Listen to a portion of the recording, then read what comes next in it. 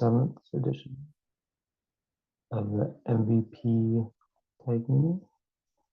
So we're maybe wait a little bit, see if we have some more tag members joining.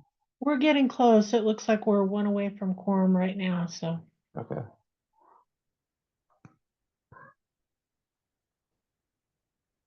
And then as we're waiting, I don't know if there's any tag members or other attendees that would like to introduce themselves, but please go ahead and unmute and do that at this time.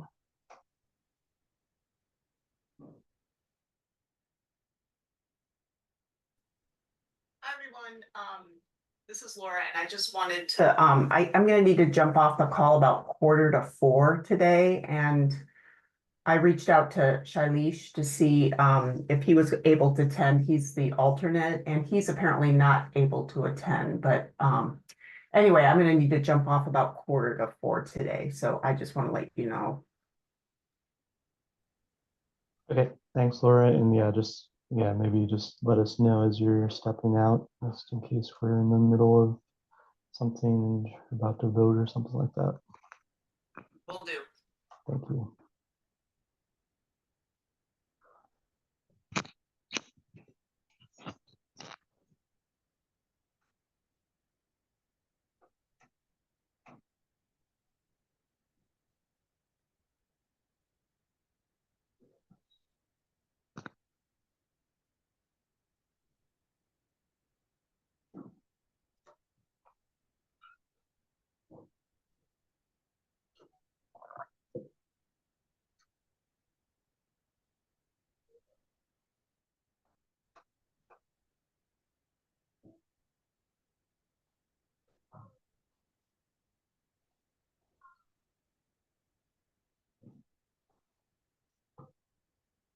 All right. I don't know.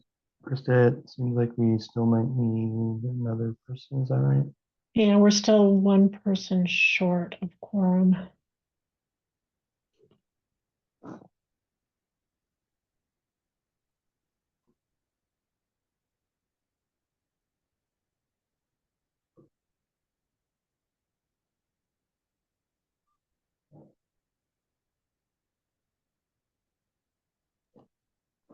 Is Brad with Bradley Air on the call?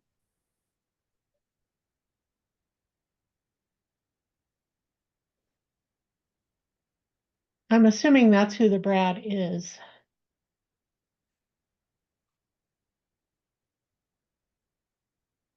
Yes, that is me. You guys got me there? Yes.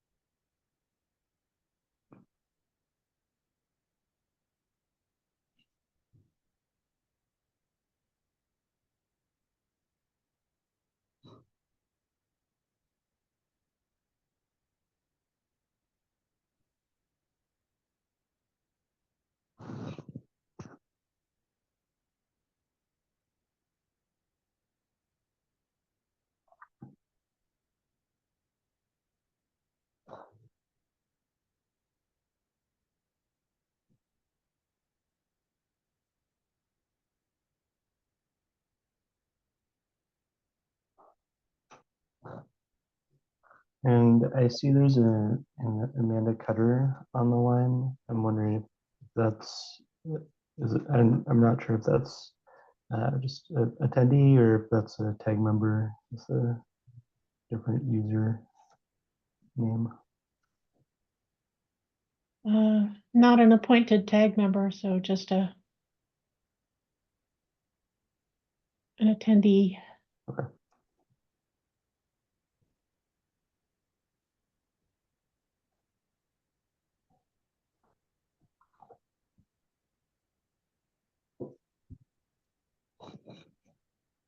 All right, and then Krista, like if we do not have quorum, do we still have the ability to at least go through and have a discussion on model code changes to then maybe kind of Yeah, present there's that a to the tag later? provision that would allow the tag to review items and then once they do have a quorum, make a consensus vote on any recommendations made prior to consensus. If there is no consensus or no quorum, then the preliminary recommendations can go to the committee as is, but it's always good to try to get a quorum. Okay. Yeah, so I guess my recommendation is that we proceed that way. I don't know if we can address items 2 and 3 on the agenda without quorum, but I would like to move into reviewing model code changes if we could, and provide a preliminary recommendation that we bring to the tag once we have quorum, or submit to the MVP committee if we do not achieve quorum. Okay. Annette, would you go ahead and do the roll, and Yes. we'll establish that we don't have a quorum and then go from there. Okay. Ben O'Mara, Here. Justin Bourgo, Here. Steve Hart, Janice Goucher, Here. Ray Shipman, Laura Bloyd, Here. Jalise Desai, Ted Clifton. He sent an email, said he would be an hour late. He was in another meeting. Ken Nelson declined, had something else going on. Ian Casey. Here. Bill Masaki said he was not able to attend today. Steve Simpson, Here. Brad McCutcheon, Here. Harpreet Sandhu, Kevin Duell. Ali Boris said she would be able to attend the last part of the meeting. Jonathan Jones, David Price. Here. Well, look at that. We got a quorum. Oh, awesome. Okay, well, yeah, if we have a quorum, then let's move on to item 2, to review and approve the agenda that we see on the screen. I know if anyone wants to offer a motion or any discussion on the agenda, please do so. Move to approve. This is Steve. All right, motion to approve the agenda. Is there a second? Second. Second, motion second. Any discussion for the agenda? Hearing none. All those in favor of approving the agenda as shown on the screen, please say aye. Aye. Aye. Aye. Aye. Any opposed? Motion passes.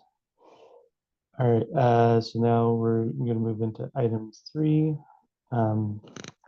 This is reviewing the notes that are posted on the website for the June 6th meeting you're seeing now.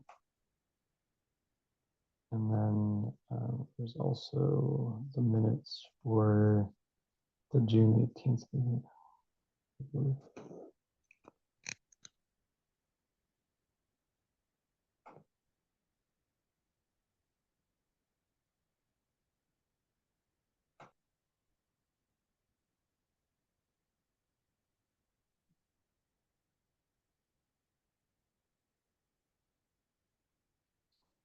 All right, anyone have any items to bring up for either of these 2 meeting minutes? I did have a quick comment on the June 6th meeting notes, the last page about chapter 5. There was a comment about potentially update to the fan manufacturer instructions, but then the sentence that follows that is kind of a little wonky. The necessary information would likely come from the combination fitting.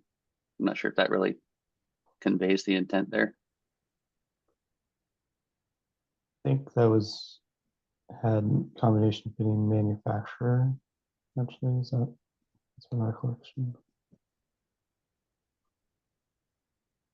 Or really, I think it should was be like He was trying to change the fan manufacturer to just manufacturer or equipment manufacturer. Yeah, I think equipment manufacturer would probably be best. So I don't know. Anyone have any other thoughts or recollections? I remember it being equipment manufacturer.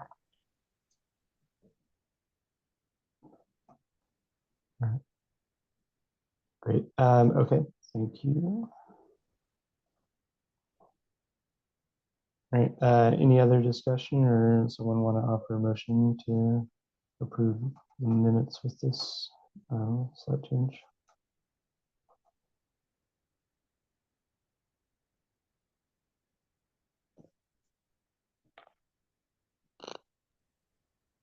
Otherwise, I'd make a motion to approve the meeting minutes as adjusted.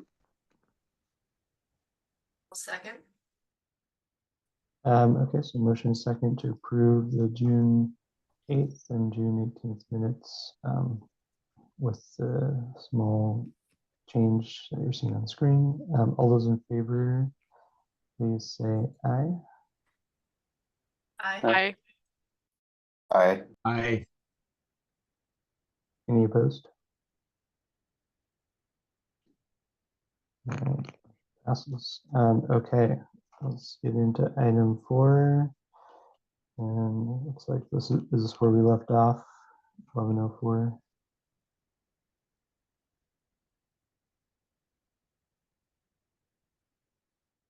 We stopped off, the last item we considered last time was table 1103.1.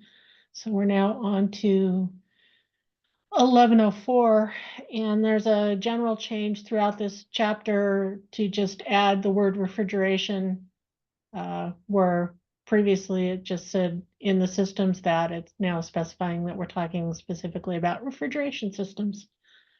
So let's see, the first big change, 1104.3.1, air conditioning for human comfort.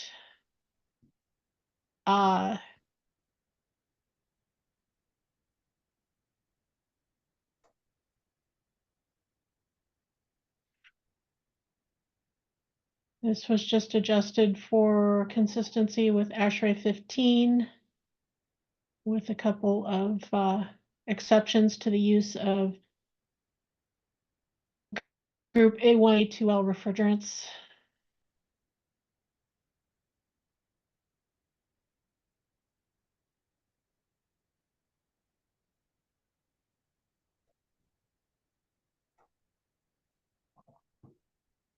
All right. Any discussion here? Yeah, I think this particular section may not be a huge departure from what was in the previous code. It's definitely worded differently, but it does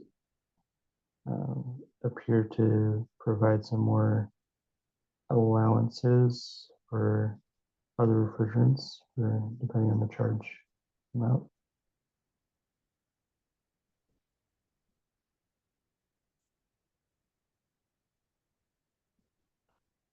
So I don't know if it seems appropriate to retain the staff recommendation for flagging it. And Krista, was this one of the ones that was in that ICC supplement document? Let me see.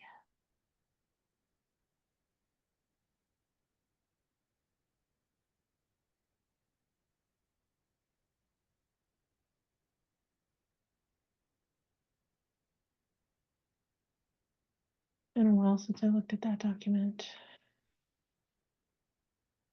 Yeah, it's in there, page 19.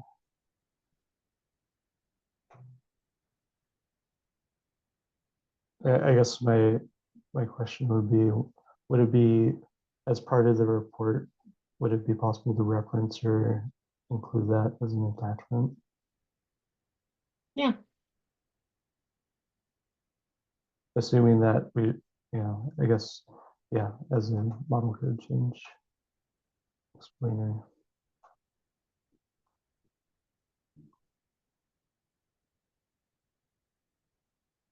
Okay, thank you. All right, any other discussion, or does someone want to offer a motion to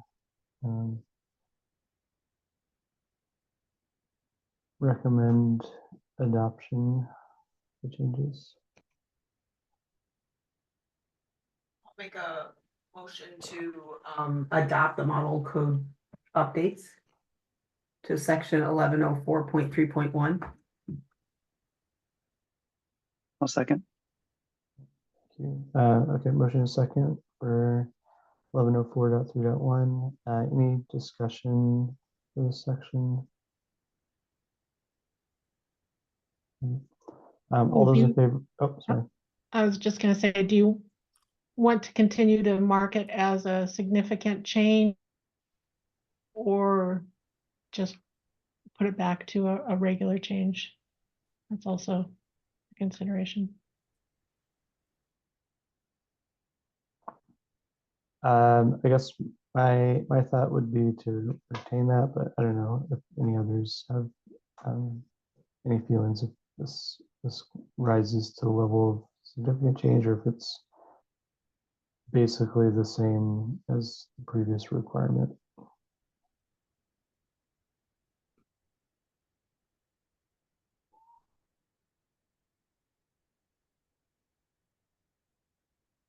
Yeah.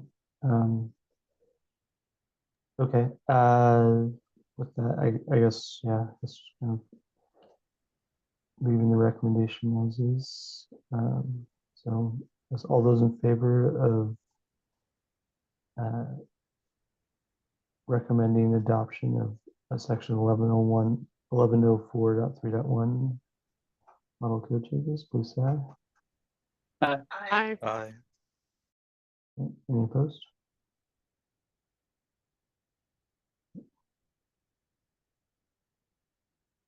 Okay, the next one, they combined the section to include both A2, B2, and A3, B3 refrigerants, and deleted the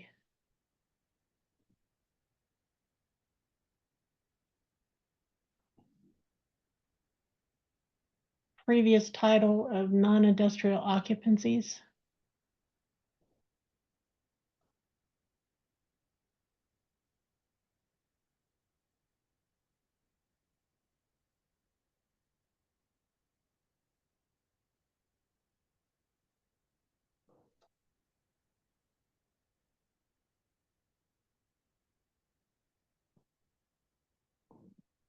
Gotcha. Okay, and it looks like industrial occupancies is added to the exceptions. Yeah.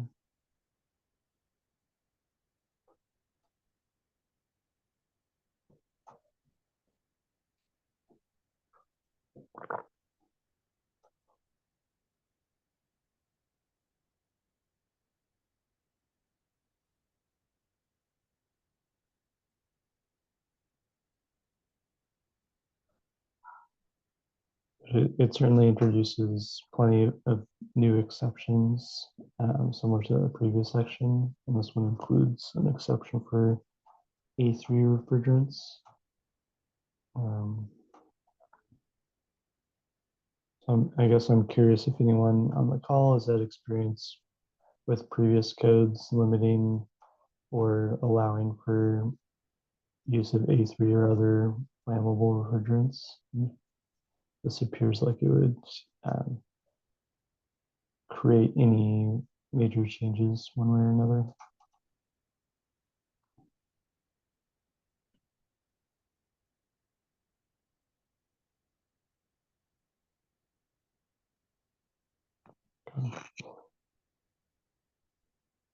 All right, any other discussion for the model code changes here?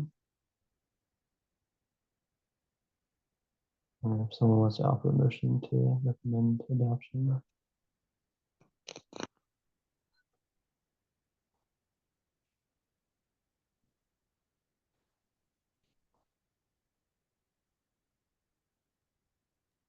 I can make a motion to adopt the model code change updates in section 1104.3.2.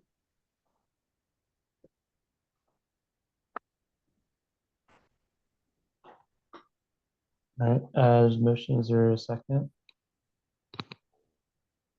Second. All right, motion is second, any further discussion? All right, all those in favor of recommending adoption of model code changes to section 1104.3.2, please say aye. Aye. Aye. Aye. Any opposed? Passes.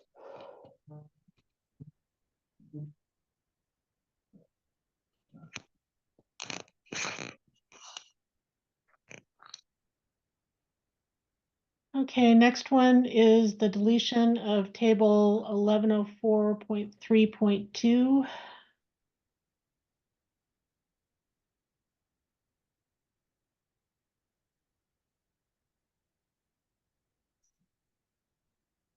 And this is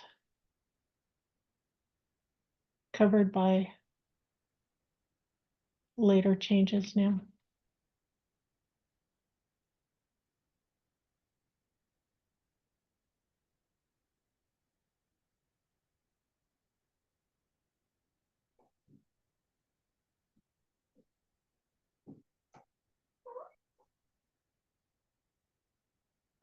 And you said this is like woven into changes to other sections.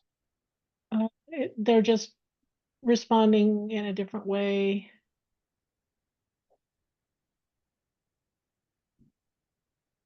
Yeah, because the previous two sections we looked at had like the 6.6 and 22 pounds.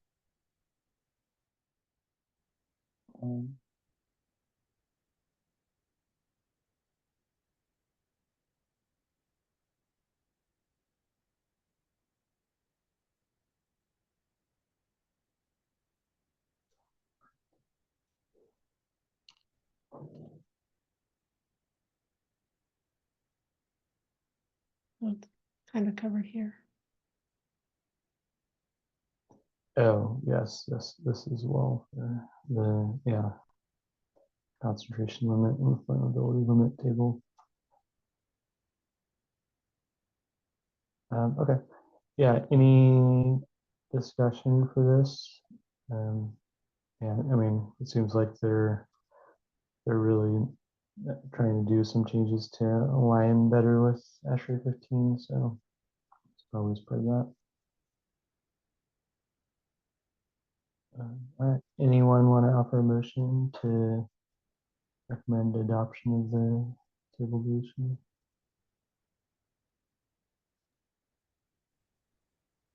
You're making a motion to delete table 1104.3.2.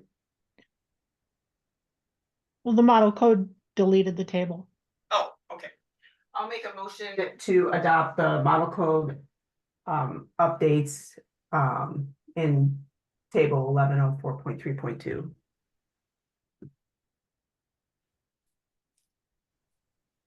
Second.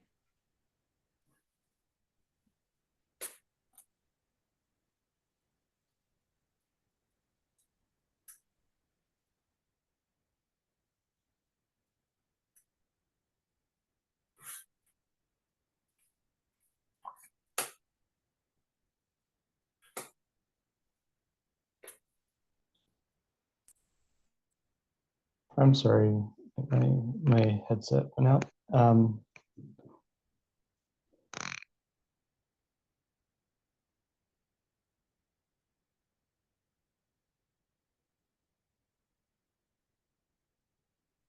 I'm actually gonna quickly leave and rejoin the call. So I'll be right back so that my speakers aren't working.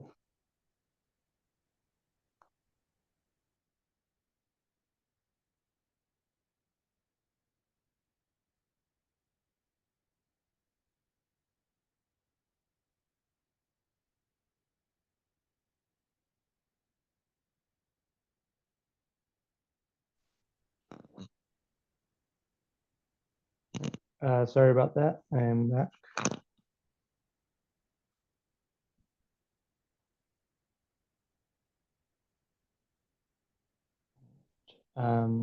Okay, so Krista, sorry. So do we vote on that one or? No, we haven't voted on that one Okay, yet. all right, sorry. All right, anyone have any other discussion for this one? All right. All those in favor of recommending adopting changes to remove table 1104.3.2, please say aye. Aye. Aye. Aye. Any opposed?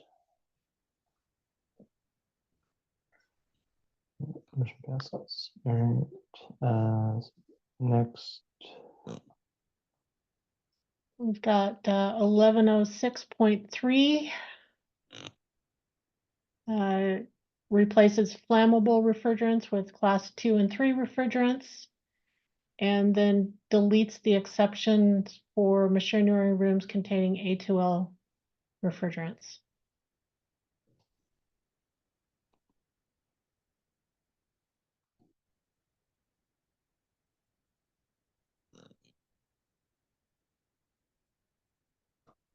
Interesting. I'm wondering, I think this is indicating like that A2Ls are not part of this section. I'm wondering why they removed the exception here.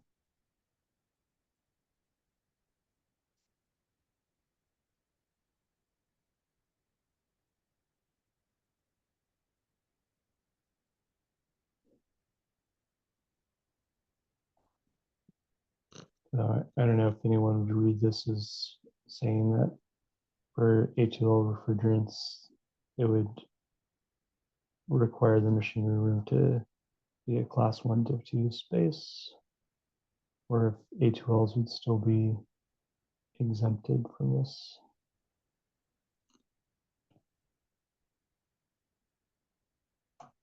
Thank you.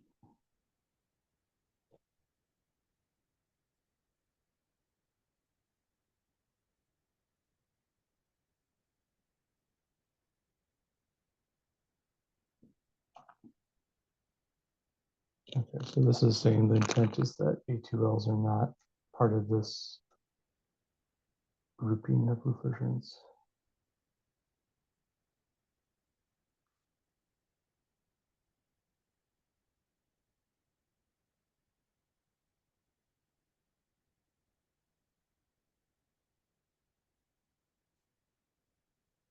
Okay. Yeah, I don't know. It might be something to discuss later on if there's additional clarification needed here, but the intent of the change seems pretty clear. Any other discussion or someone want to offer a motion?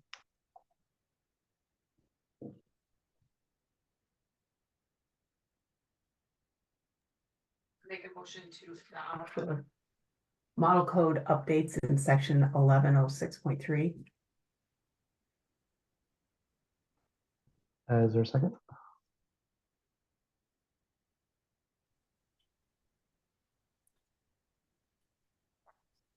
I'll second. Yeah, 3 seconds. All right. Any other discussion here? Okay. All those in favor of recommending adoption for model code changes to section 1106.3, please say aye. Aye. Aye. Any opposed?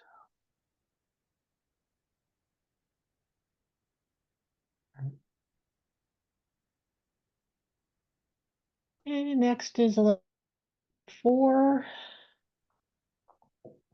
combining A2L and B2L refrigerants into the same scoping section.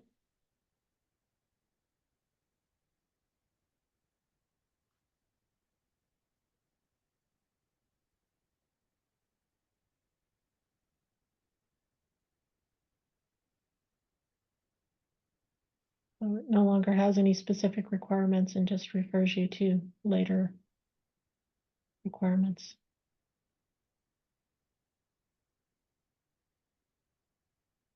Right.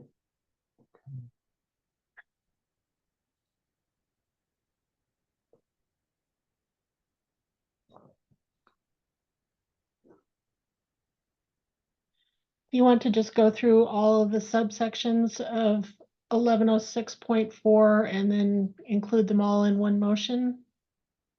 Yeah, I would love to do that. So yeah, let's take a quick through. So 6.4, the up like the main section is for A2Ls and B2Ls. Right, it just says they shall comply with 1106.4.1 through 4.3. Mhm. So there's a new 4.1, elevated temperatures. This No was- open flame devices. This was previously in another section. All right. And then refrigerant detectors.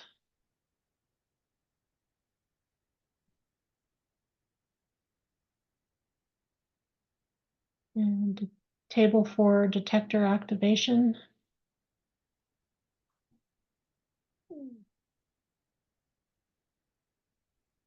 And 1106.4.3, mechanical ventilation refers to ASHRAE 15 rather than the previous section that had the specific requirements.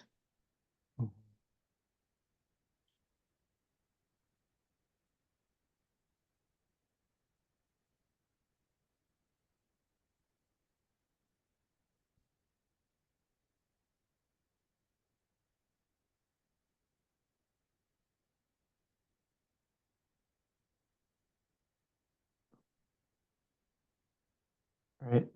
Any discussion here for this? There's obviously a lot of changes to the section, and now it's really directing folks towards ASHRAE 15 with having a table in the code itself.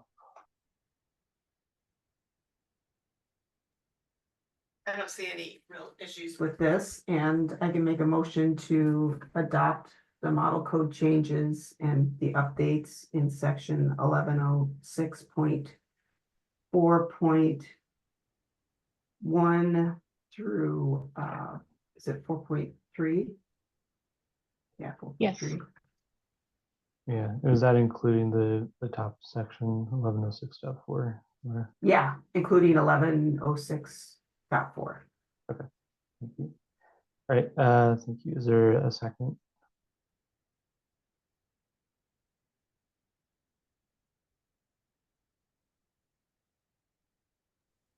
I'll second. Thanks, Dave. Okay, any additional discussion here? All right. You're not, all those in favor of recommending adoption to section 1106.4 as well as subsections 4.1 through 4.3, please say aye. Aye. Aye. Any opposed?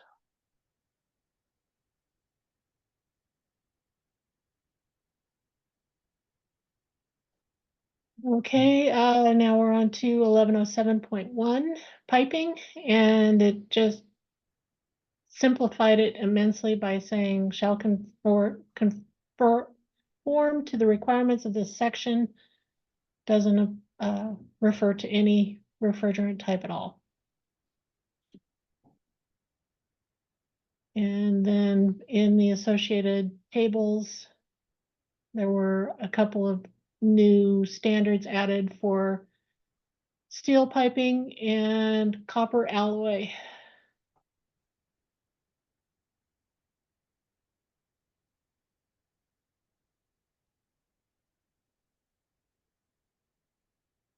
Under the flexible connectors, it's now specifying that the listing has to specify the pressures at which the components are installed.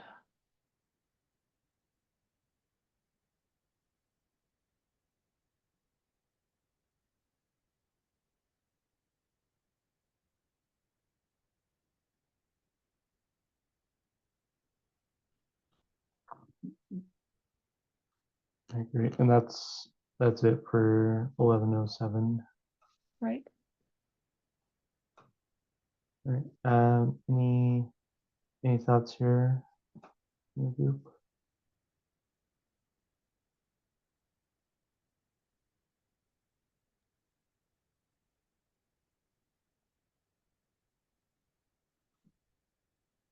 I believe that. Oh, good. Yeah, I was gonna make a motion to adopt the model code updates to this section 1107.1. Do you want to limit it to that section or also any of the others that Krista went through? Oh, including 1107.4 and 5. I think that's, yeah, those. 1.7. And then, yeah, I'm sorry, and 1107.7. Okay. I'll second. All right. Any further discussion? I believe like the ammonia requirements are they added some more language earlier on for the IAR requirements. I believe that's covered by the model code changes. All right. All those in favor of recommending adoption for model code changes to sections 1107.1, 1107.4.5, and .7, please say aye. Aye. Aye. Right. Any opposed? Motion passes. Thank you.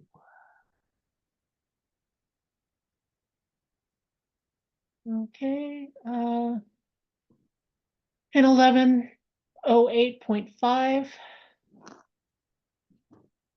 this section was removed as being redundant to 1108.6.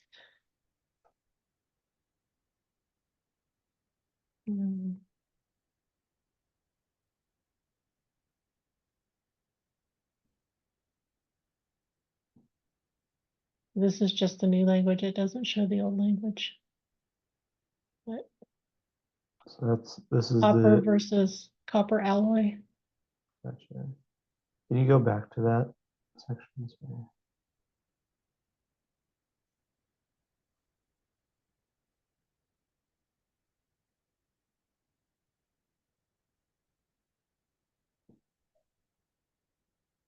And so which existing section were they retaining?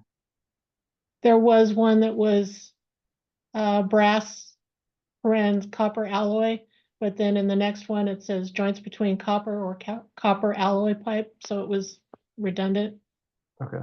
and they pulled it out.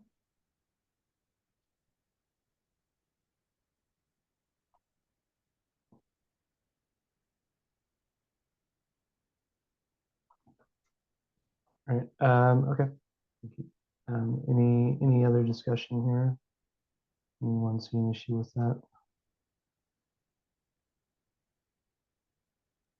I don't see any issue with that. And I'll make a motion to adopt the model code updates to section 1108.5. Thank you. Is there a second?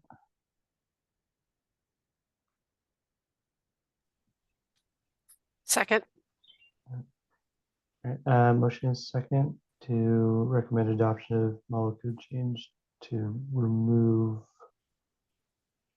previous section 1108.5. All those in favor, please say aye. Aye. Aye. Any opposed?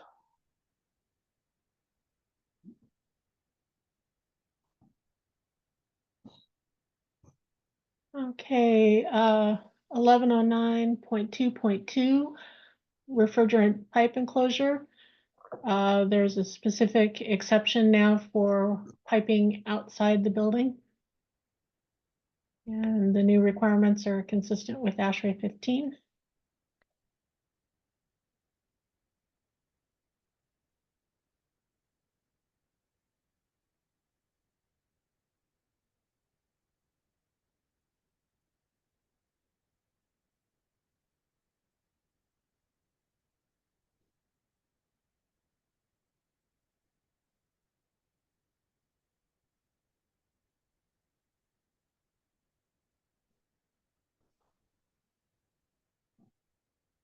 All right, any discussion here? And this has been something that design side, there's been a lot of discussion and figuring out on how to route some of these things. But yeah, I think providing some like expanding the model code exceptions helpful. Yeah. Yeah, I don't see any issue with this. I'll make a motion to adopt the model code updates to section 1109.2.2. Is there a second? Second. All right, motion second to recommend adoption of model code changes to section 1109.2.2. All those in favor, please say aye. Aye. Aye. Aye. Any opposed? And this was marked as a significant change just because there are now specific requirements of how the pipe needs to be protected outside the building. Kind of by default in the exception. And did, I guess in the previous language, did it have outside the building as an acceptable approach? I guess not. No, I It's- think that was all just, let's see, this is 83. Yeah, because the requirement is to have it within building elements or protective enclosures, and then yeah, this is defining what those protective enclosures mean.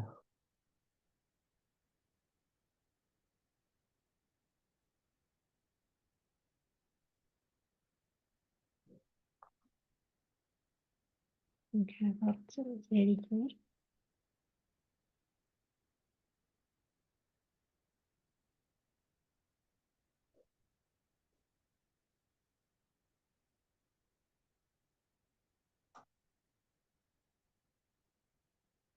I don't see it in there though. All right.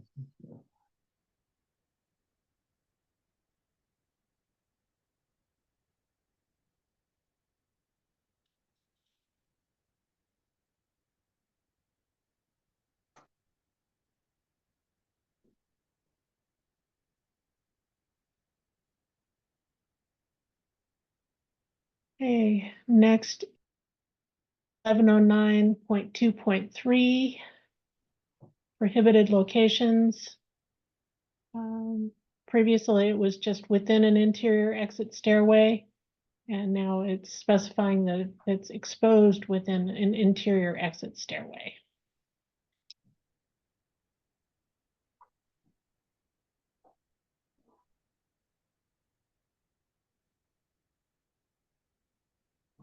That's interesting. Looks like you can put a chase down there now and put it in. Yeah, that would definitely be a change from how it's worded and like what the how it's worded for exit passageways as well.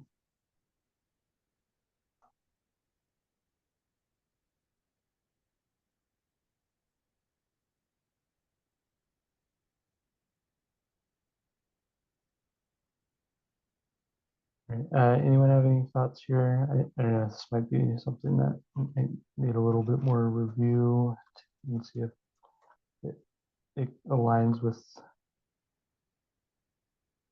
what we would typically want to have on the fire side or life safety side for these spaces. If there's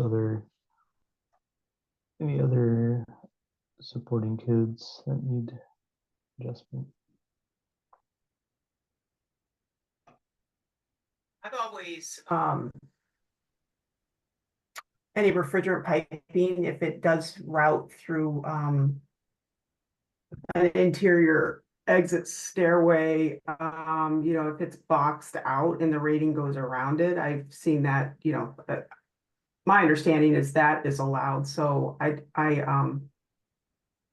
to me, it doesn't seem like it's really, it's just clarifying that exposed refrigerant piping isn't allowed, and that was always my understanding, but that's my experience with that. Yeah, I guess like why, I don't know, Chris, if you have like the proposal language which added this, like item 1 has the exposed within, but item 4 is just within an exit passageway, which seems a little bit more clear to me, I guess. I think there's always an argument about whether you could have it above the ceiling in an exits stairway or corridor or not. Right. And like similar to what Laura said, like I would assume like if you're routing it through an element like that, you have to the stair rating goes around that. So it's the piping is not passing through that rating. Yeah. Not sure they have anything in there. Okay.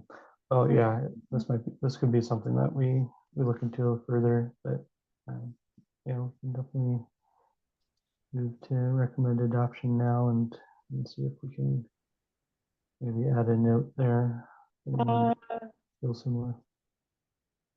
Often heated and cooled by heat pumps. There's a need for refrigerant there, but not exposed. Does that make sense? Gotcha. So yeah, I guess maybe, I don't know if there's more clarification needed to identify piping that's being used to serve the stairwell or something like that.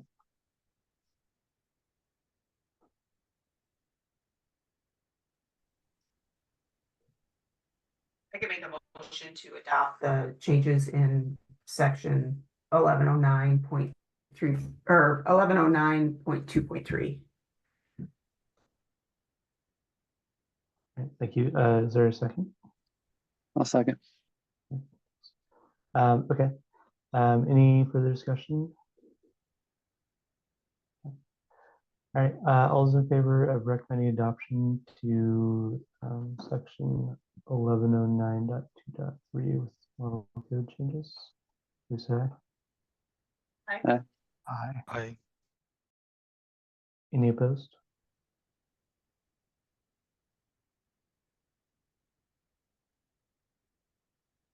All right. Passes. A 1109.2.6 exposed piping surface temperature. So if you've got a pipe that can be accessed by unauthorized personnel, it needs to be protected. I guess if you're authorized, you should know better. Is that a defined term?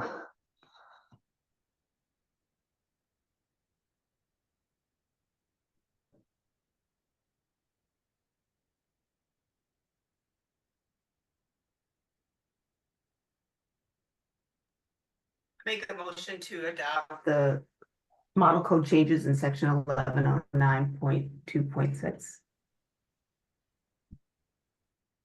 Thank you. Is there a second?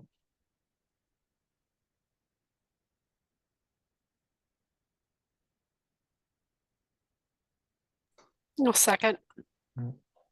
Any discussion here? I guess I was curious if there's any ambiguity on the terminology for non-authorized.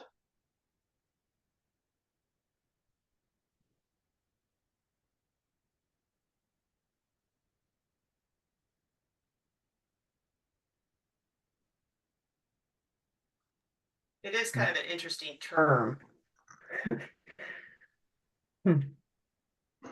Yeah, so I don't know, something to explore. Maybe if there's a better way of stating that would align with how other code languages.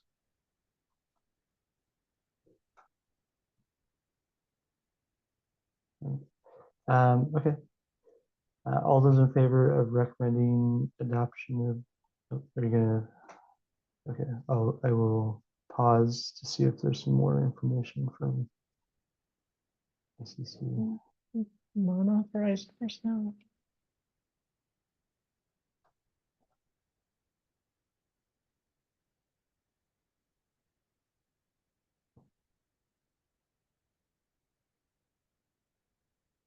Right.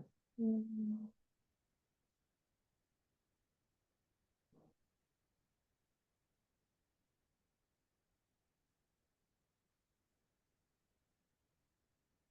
Yeah, it just says allow exposed piping in new scenes.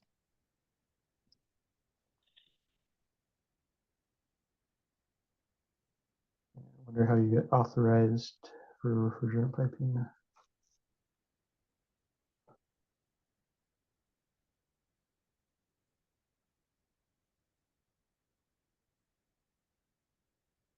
Yeah, it seems like it's a ASHRAE 15 term.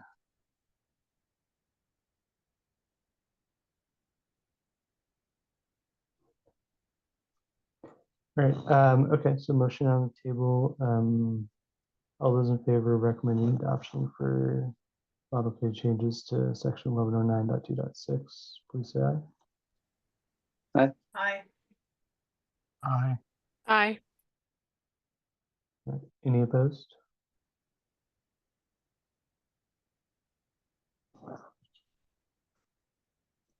Passes. 1109.2.7 pipe identification. The marking requirements for group A2L and B2L were modified to meet ASHRAE 15 requirements. It's marked as a significant change just because it's requiring a new marking. But since it's already required in the standard, I don't know that there'd actually be a cost impact.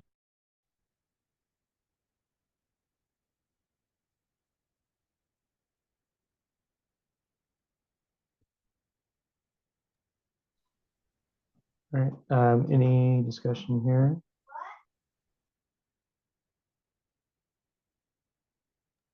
I make a motion to adopt the model code changes to section 1109.2.7. Is there a second? A second. All those in favor of recommending adoption for model code changes for section 1109.2.7, please say aye. Aye. Aye. Any opposed?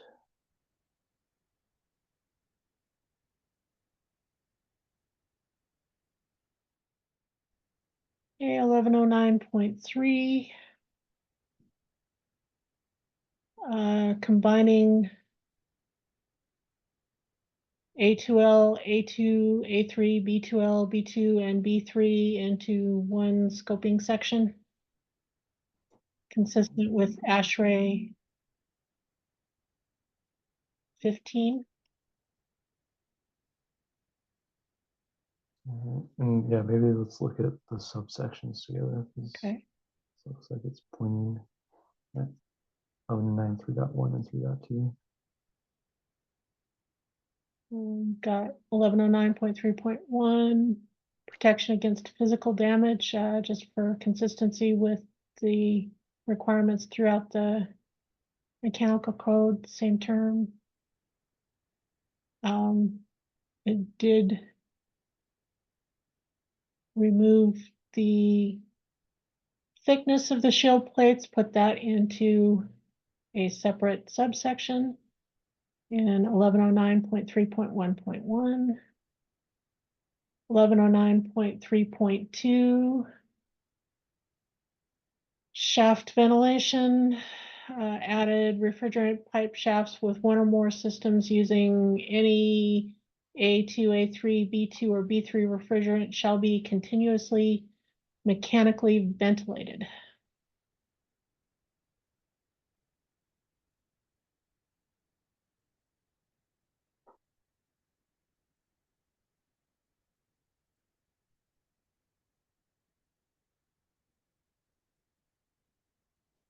All right, and then it looks like these were removed from 1109.4, as you stated in Right. the beginning. Since they were all combined. Mhm.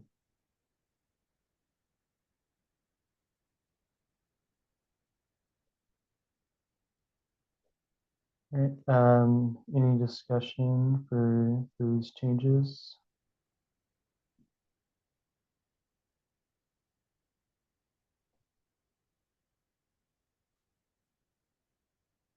I was just going to look at 1109.4 if it had the venting requirements as part of that. I think it did.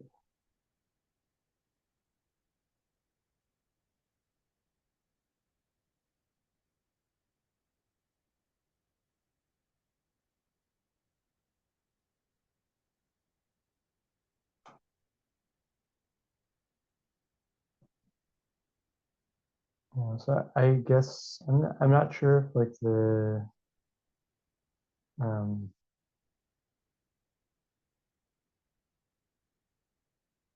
if the ventilation changes would be potentially significant, since it was already, looks like it was stated that way in the previous section that got merged.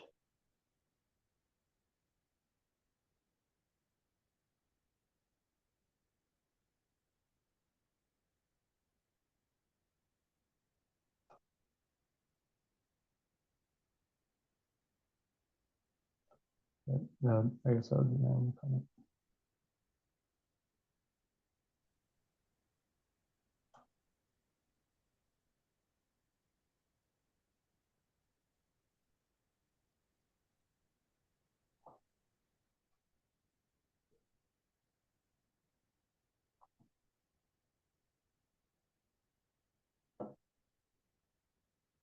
Right.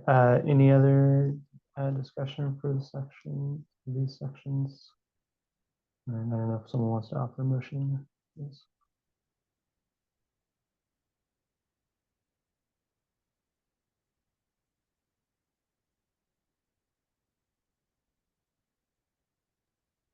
I can make a motion to adopt the model code changes in section 1109.3. Yeah, 1109.3. We're not at 3.1 yet, I don't think. I think yeah, we Or went did we? yeah, we kind of read through those. I don't Oh, know. okay. Yeah, we went through 1109.4 because Oh, yeah, there we go. 4 was merged into 3 and Yep, okay, I see it now. So I make a motion to adopt the model code changes in section 1109.3, 1109.3.1, 1109.3.1.1, and 1109.3.2.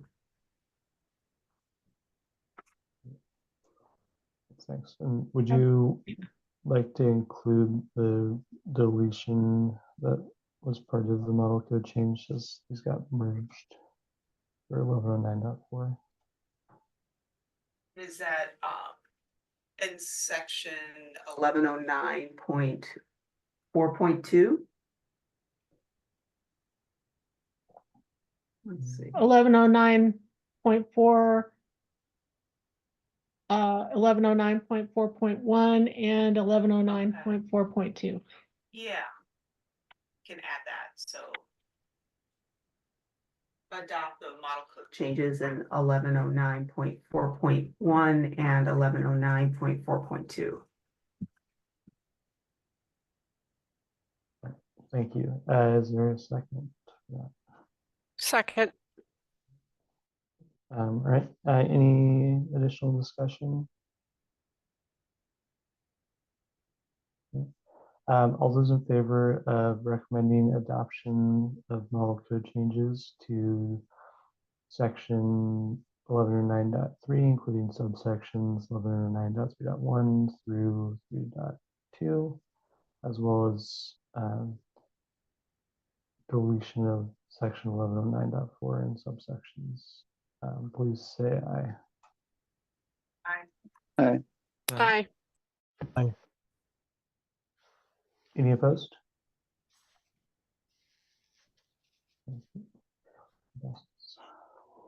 Okay, 1109.7, this was removed by the model code. The proponent said that this section was unenforceable and proposed the change.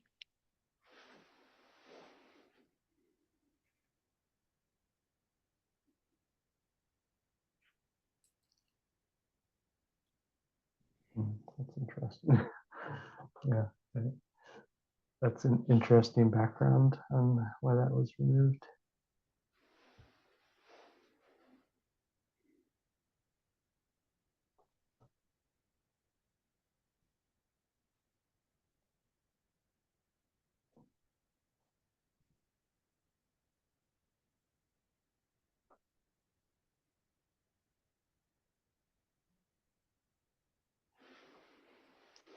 I would move that we accept the deletion.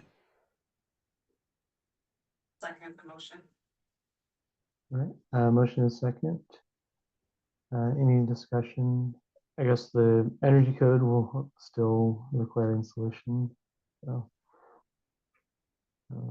even if this condensate control section is removed.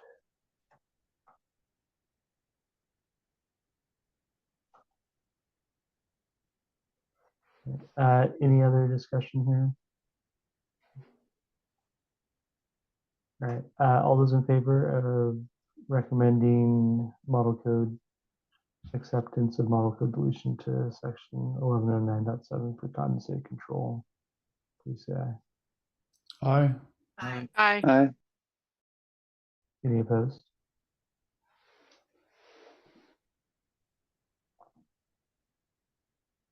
Okay, 1110.3, field test gases.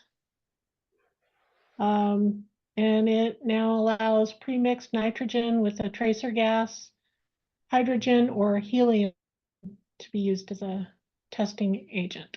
And that is consistent with ASHRAE 15.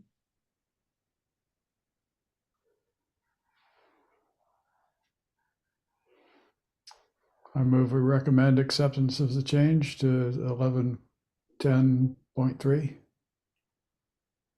Second.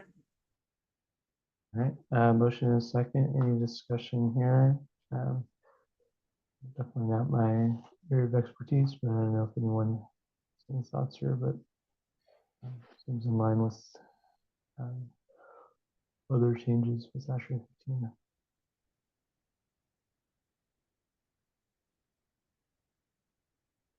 All right, all those in favor of recommending adoption of model code changes to section 1110.3, please say aye. Aye. Aye. Aye.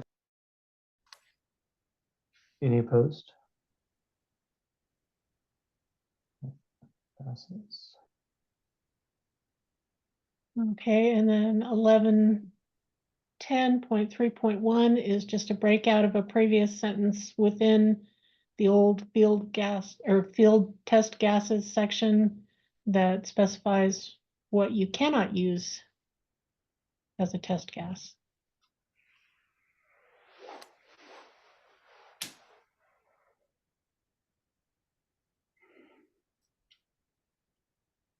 I move we recommend accepting the change to 1110.3.1. Second. All right, motion second. Any discussion for this section? All right, all those in favor of recommending adoption of model code changes for section 1110.3.1, please say aye. Aye. Aye. Aye. Any opposed? All right, passes. Thank you. All right. Okay, 1110.4, a new requirement with the ASHRAE 15 requirements on exactly how the tests are to be performed.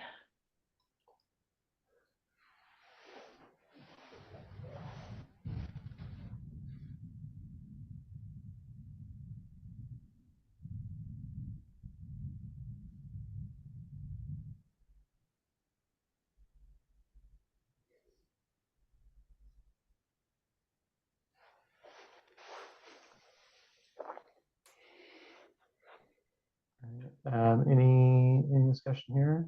Someone else for a motion as well?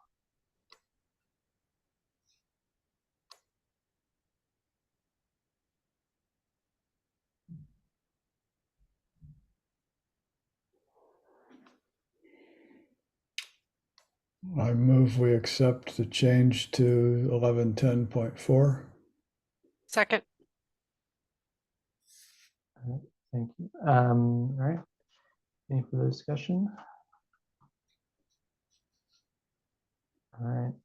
All those in favor of recommending adoption of changes / addition for section 1110.4 in the model code, please say aye. Aye. Aye. Aye. Any opposed?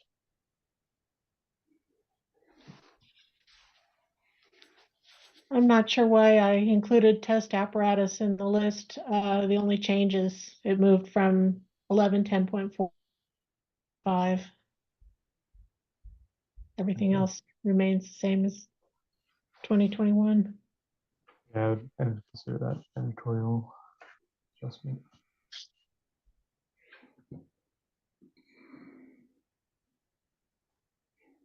Oops.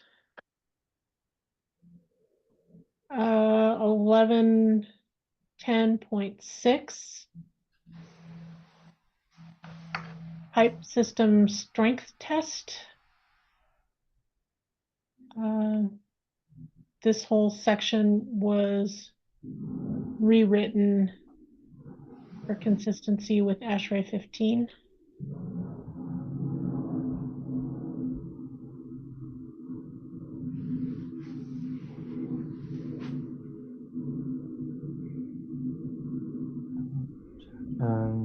Any discussion, any thoughts from our contractor folks? Brad or Justin?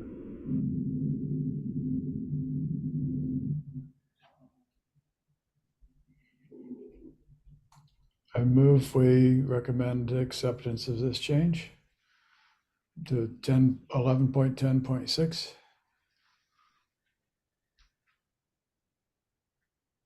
All right.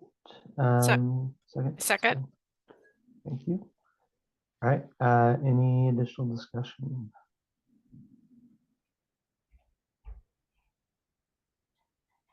All right. All those in favor of recommending adoption of model code changes to section 1110.6?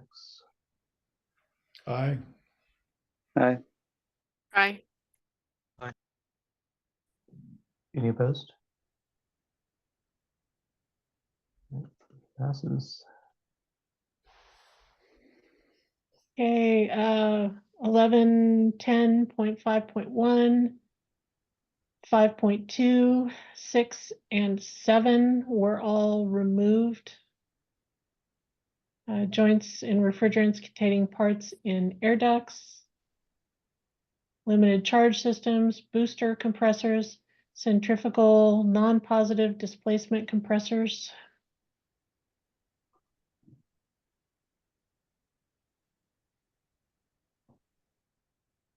I'll move that we accept, recommend acceptance of this deletion to 1110 5.1, 5.2, 1110.6, and 1110.7.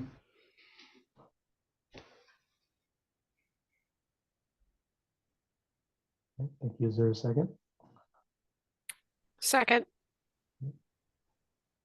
All right. Any discussion for these sections?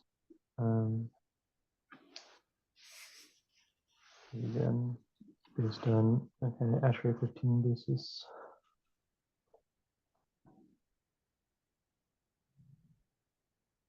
All right.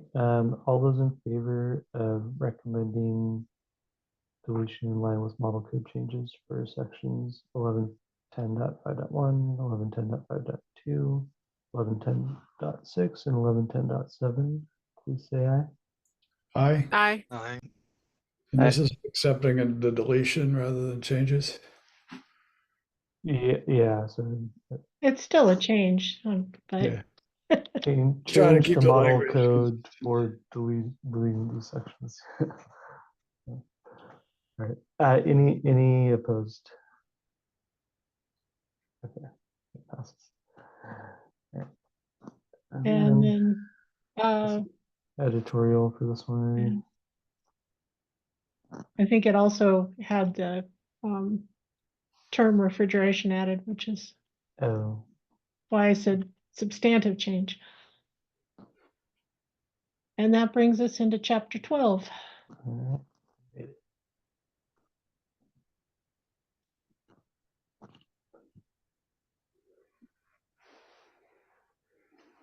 Okay, the scoping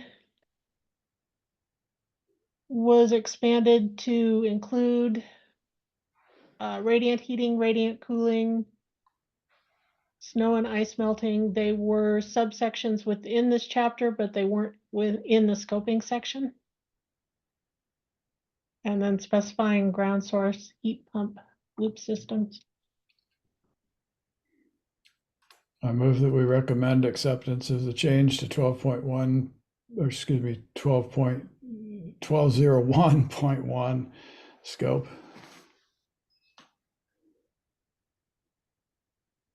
The second.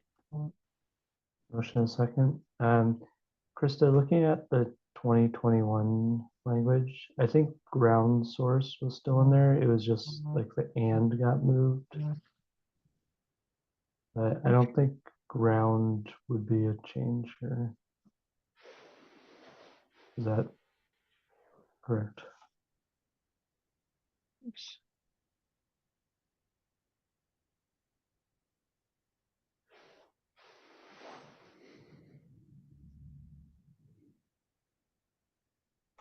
Right. And then Ted, I don't know if that you want to, that matches your motion. That matches my motion. Yeah, it was just incidental. Any other discussion here? All right. All those in favor of recommending adoption of model code changes to section 1201.1, please say aye. Aye. Aye. Any opposed? All right. Motion passes. Okay, in table 1202.4, they added stainless steel tubing and a new ASTM standard for stainless steel pipe and removed lead, as lead piping is no longer allowed. Does anyone want to see the tables here?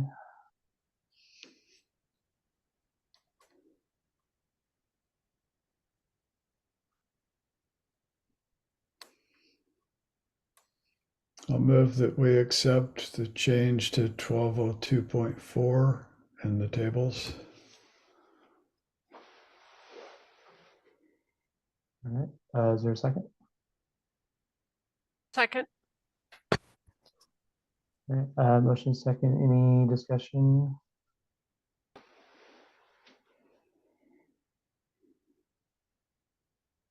Okay. All those in favor of recommending adoption to model code changes for table 1202.4, please say aye. Aye. Aye. Aye. Any opposed?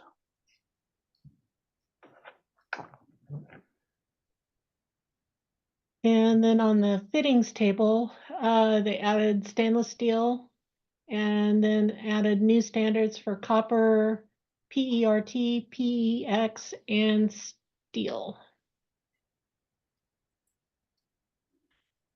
Where did those new standards come from?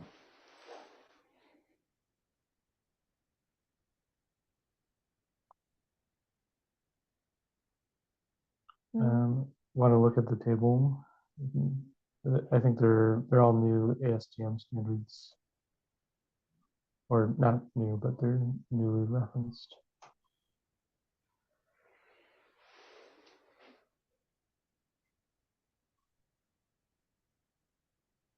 And I definitely don't know offhand, like if these are specific types of piping that they align with. So they're basically all ASTM and ASSE standards, it looks like.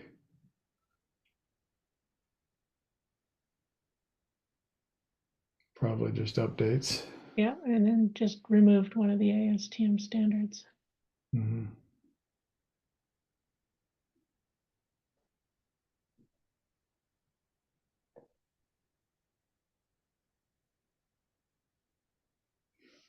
Yeah, it looks like the PEX and PERT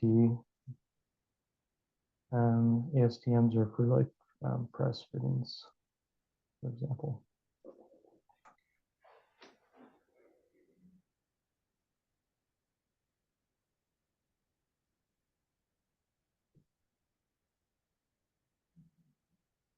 These are these two.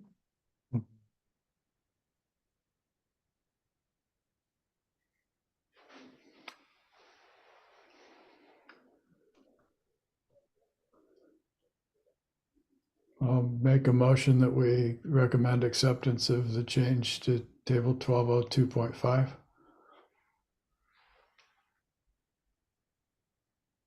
Second. Motion is second. Any further discussion?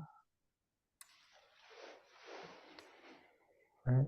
All those in favor of recommending adopting changes to model code table 1202.5, please say aye. Aye. Aye.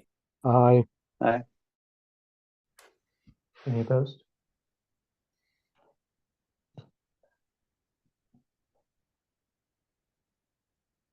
And this is a rarity in the model codes. You've got a section with no section title.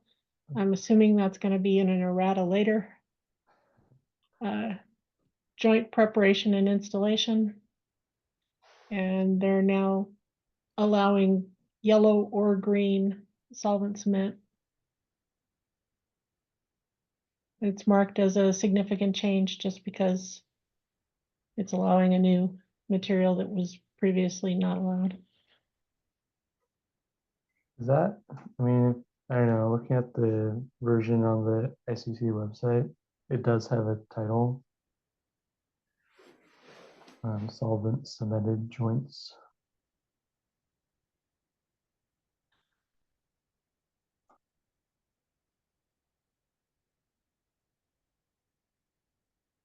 And then there's Is that correct? yeah, there's a dash between, Solvent and cemented? correct. Yeah, that's what happens when you get advanced copies.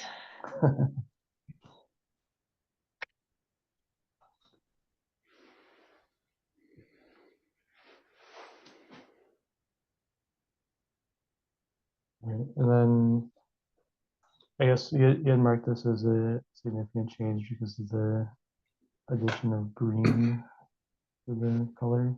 Yeah, I Right. mean, it doesn't add any cost or anything. It's just Yeah. giving you another option, so, for, inspection purposes, enforcement especially, it's a kind of a you need to know thing. Gotcha.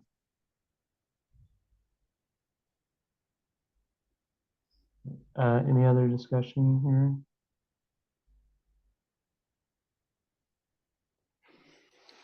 I'll move that we recommend acceptance of the change to 1203.3.4. Is there a second? Second. All right, any other discussion?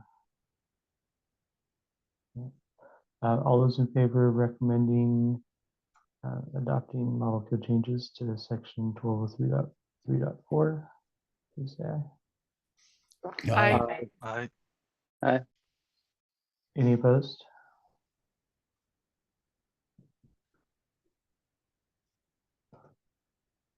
Okay, polybutylene plastic pipe and tubing, 1203.9 and 1203.9.1 was removed as it's no longer in use, and then subsequent changes or sections were all renumbered.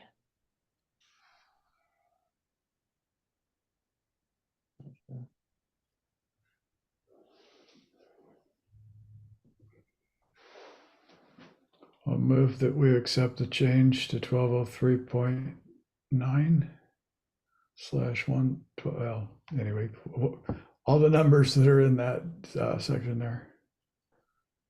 I put a space in, it'll push it. So 1203.9, there we go, 1203.9.1. Thanks. Is there a second?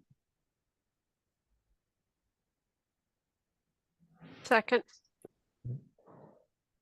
Any further discussion? Ready to say goodbye to PV piping? All those in favor of recommending deletion of section 1203.9 and subsection 1203.9.1, please say aye. Aye. Aye. Any opposed?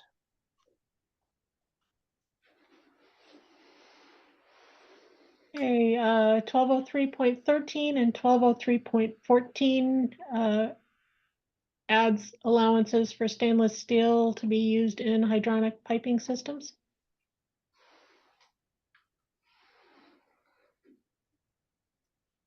I'll move that we recommend acceptance of the changes to 1203.13 and 1203.14.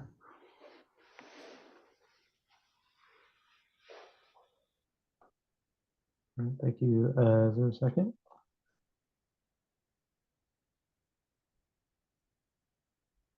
Second. All right, any discussion, these two additions? All those in favor of recommending adoption model code changes for sections 1203.13 and 1203.14, please say Aye. Aye. aye. Any opposed?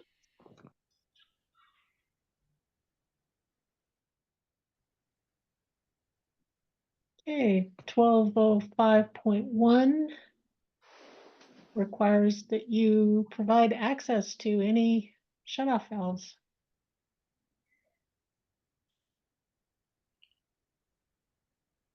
I move that we recommend acceptance of the change to 1205.1.6. Actually, it's Well, where are we? 1205.1. Yeah, all of 1205.1. Second. All right, motion second. Any discussion for this section? All right. All those in favor of recommending adoption of model code changes to section 1205.1, please say aye. Aye. Aye. Aye.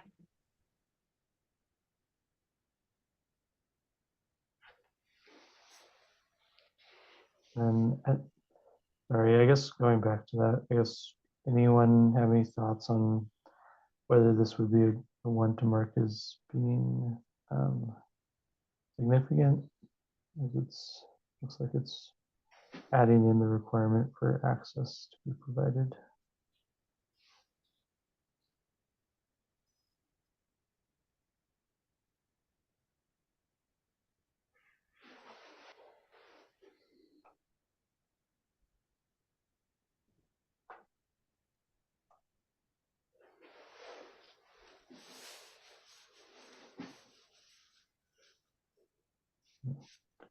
Should Krista hit the shading change on it so it gets listed?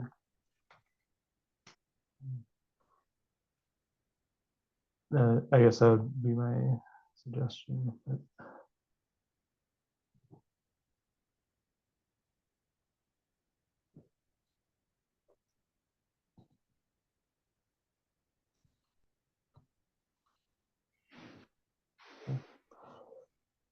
all right. Next, so we've got more PB removals. Looks like.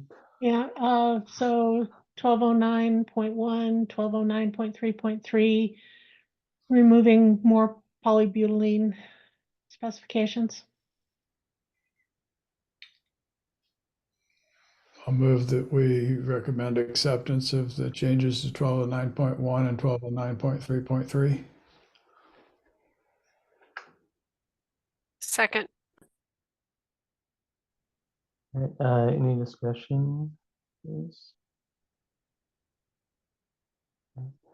All those in favor of recommending adopting model code changes to remove and change sections 1209.1 and 1209.3.3. I'm sorry if I misstated that, but maybe just recommending adopting model code changes for these sections. Please say aye. Aye. Aye. Aye. Aye. Aye. Any opposed?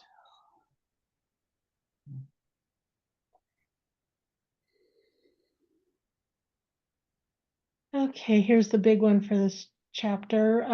Section 1209.6, there's now a new section on radiant tubing placement with specifications.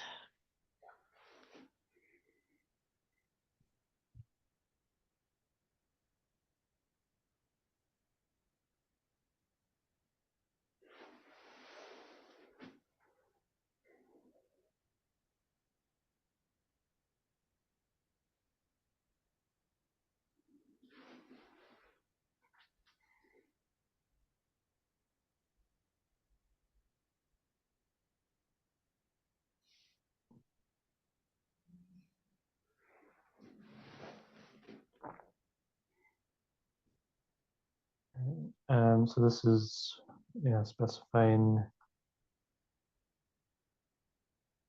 maximum lengths based on tube size and a couple other requirements for tags and drawings.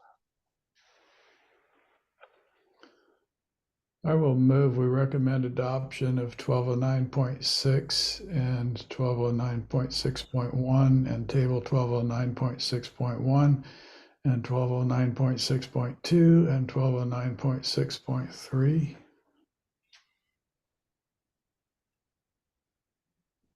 Thank you. A second. Thank you. All right. any additional discussion for this section at this point? I just wanted to say that this is one area where I feel very qualified, as I've done a lot of this, and these are changes that make a lot of sense to me. Yeah, it's definitely nice to have something to set a standard. So, right. Anyone else?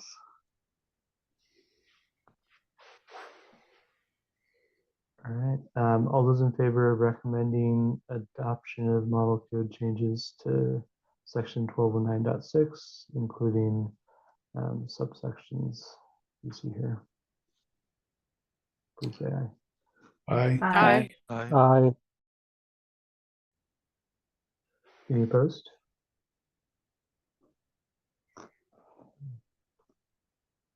Hey, Ben, Bill Masaki here. I know I'm joining late. I let Krista know I wasn't going to be able to make it today, but I had a meeting canceled, so I'll be with you the rest of the way. Thanks, Bill. Glad to have you.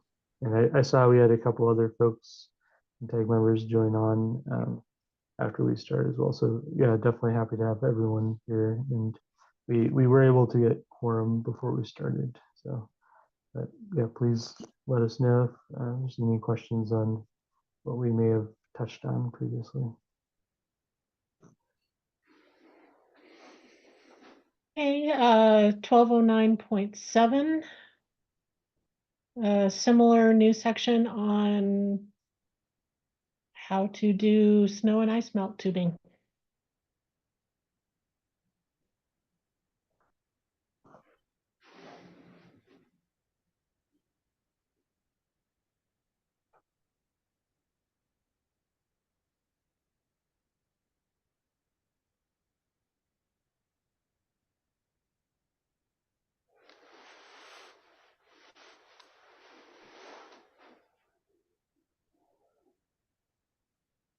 All right. Looks like there might be a little formatting thing at the end of 12097.1. It's plus or minus 10% loading down there.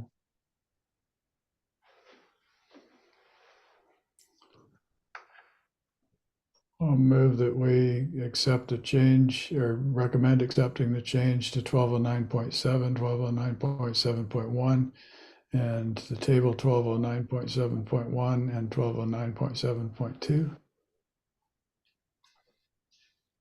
Second.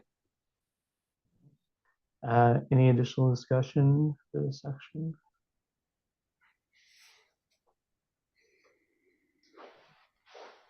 All right, all those in favor of recommending adopting model code changes to section 1209.7, including the subsections and table as shown here, please say Aye. Aye. aye. Aye. All right, any opposed?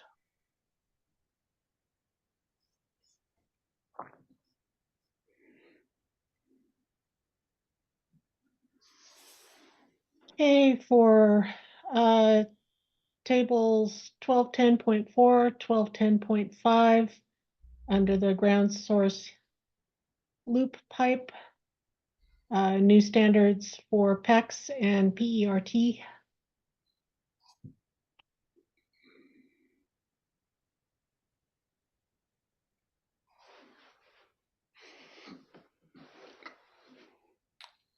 I will move recommendation of accepting the changes to 1210.4 tables and 1210.5 table and 1210.6.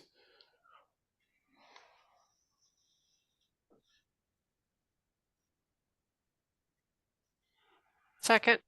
All right, motion a second. It looks like those are the new tables that Kristen Yeah, the flashed up same there. standards as in the earlier table. Yeah, and then did you review 1210.6? I think Ted had that in his motion.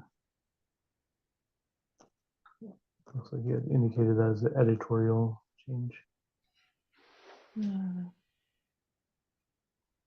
Let's see.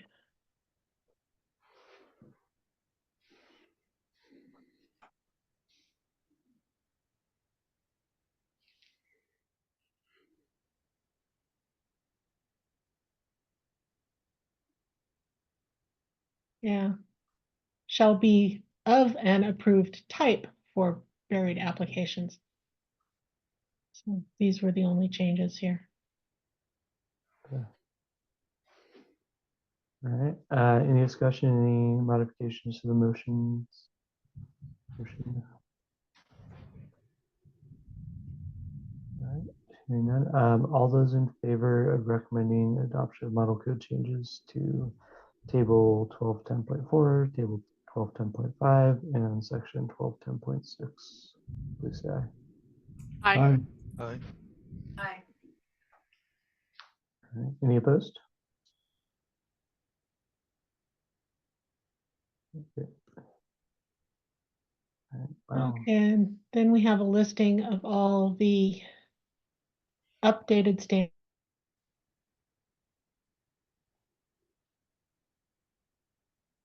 And a listing of the new standards.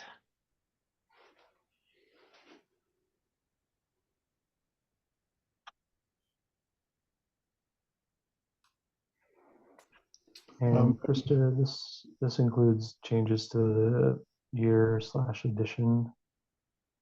Right, Okay. the updated ones are changes to the year edition, and then the new ones are entirely new reference standards. They might not be new standards. Some of them are 2015, 2010, but they're Gotcha. Okay. Understood. Thank you. So I'll move that we recommend acceptance of all of the existing updated and new standards that are listed above.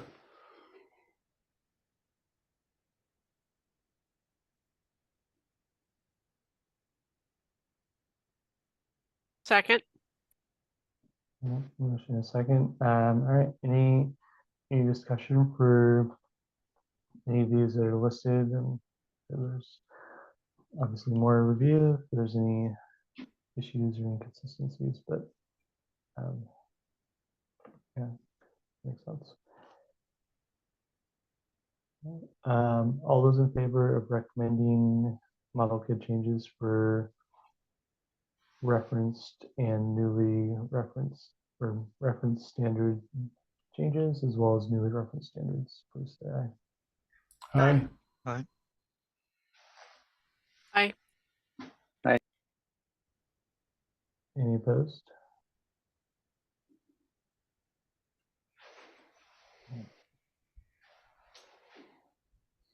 okay. The new one next is a new standard that conflicts with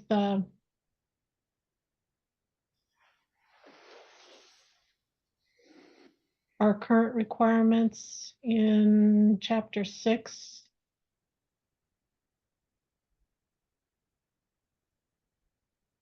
So this was proposed as a new change to the section, but was adopted as an appendix for clean air delivery. So the staff recommendation is that it not be adopted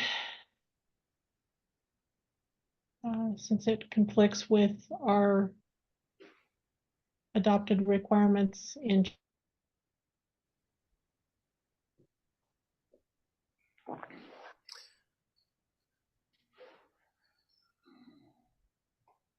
So I remember discussing this issue of MERV 13 versus MERV 8 a few meetings ago, and it seems like we had approved the move to MERV 13 at that time because it was just a matter of the industry kind of catching up to the higher level of filtration.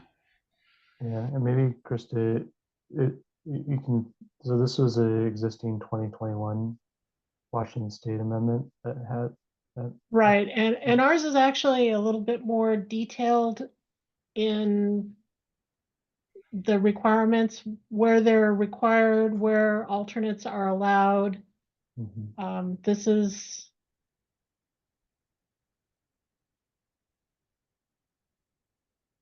Yeah, so I don't know if we can look at them like maybe side by side real quick. Let's see. And yeah, I believe we had, when we had reviewed the existing amendments, we had recommended retaining 605.4, I guess would be kind of.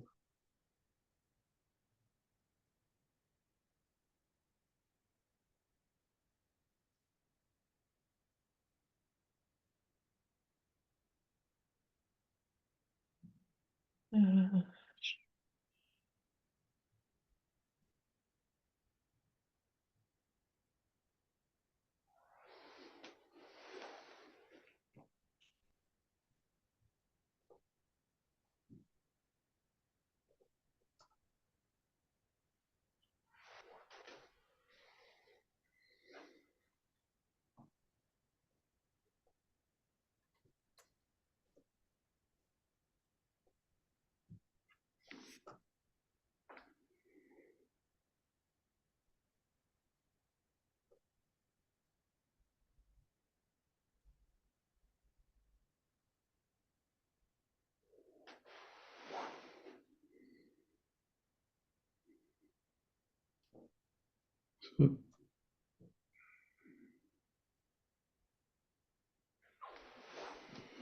Was And then line in- number 1 over on your left-hand page that called for the MERV 13s in the same occupancies that I think we're talking about here.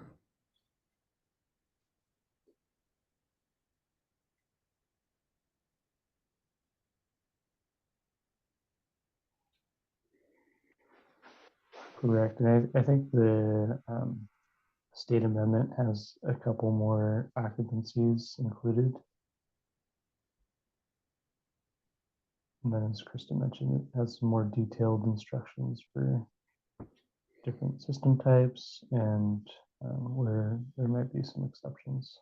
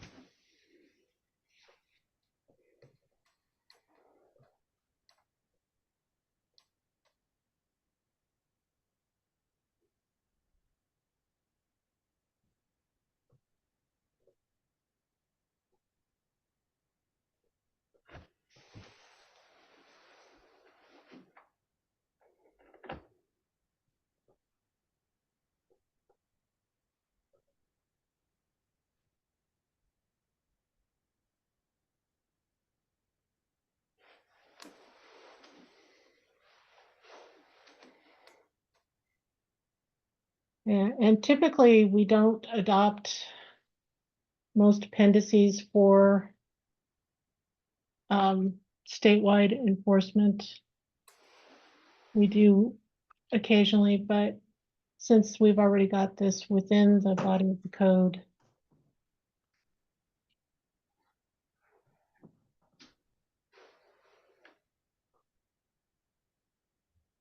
And yes, is this Appendix D in the model code, or is this Appendix D? Kind of looks like Appendix D.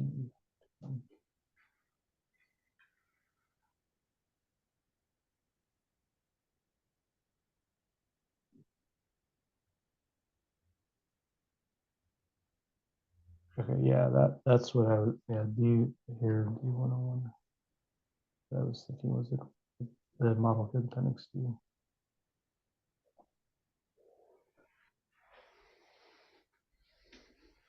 and there are a lot of public comments.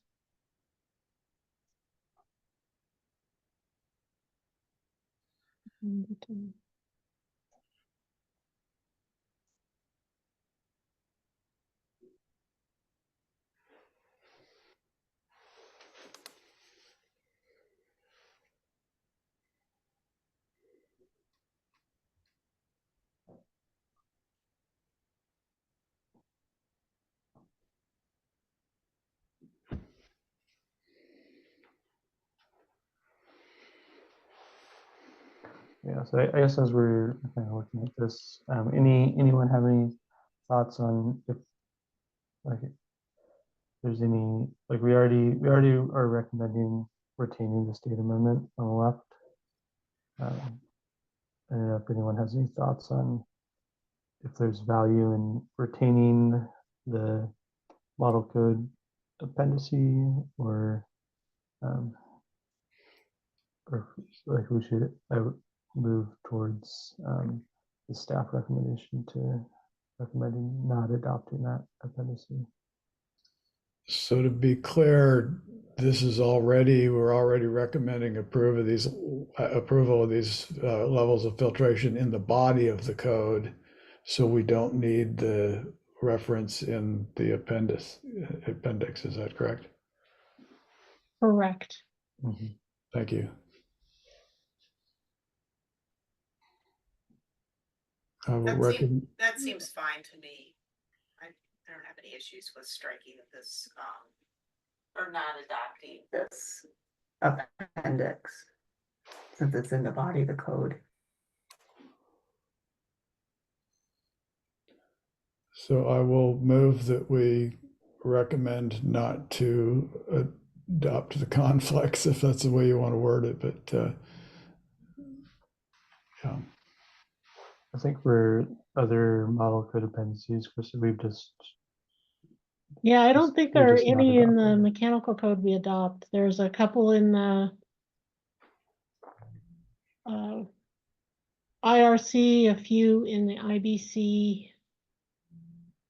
I don't even think there's any in the fire code either. Mhm. Okay. Right. Okay. So motion on the table. Is there a second for that? Second. All right. Any additional discussion here? All right. All those in favor of recommending not adopting new Appendix D for clean air delivery in the model code, please say aye. Aye. Aye. Aye. Aye. Aye. Aye. Any opposed?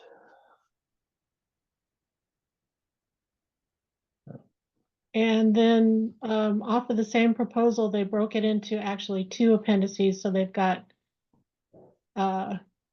delivery and filtering in one and monitoring on the other one. Let me see, where was it?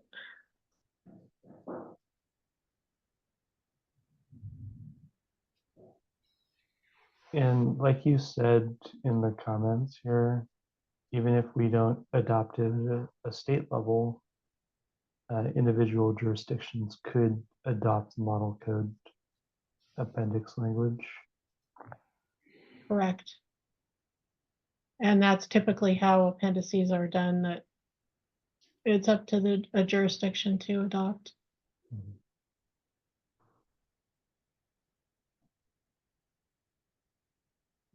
So we're already requiring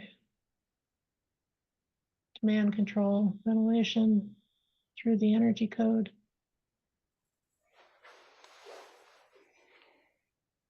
So I will move that we recommend not to adopt Appendix E.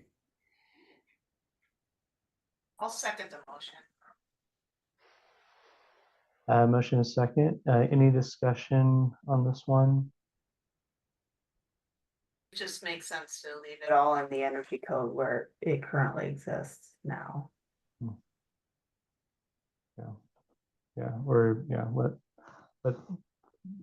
Let HJ make a determination on how they want to implement it potentially. Yeah. Right. All right. Any other discussion of this one? Okay. All right. All those in favor of recommending not adopting Appendix E in the model code, please say aye. Aye. Aye. Aye. Any opposed?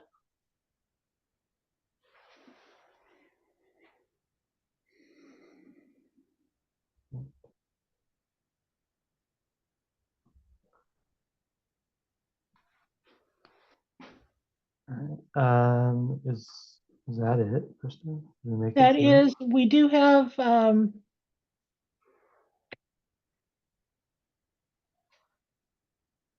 referral from the IBC tag. Hmm.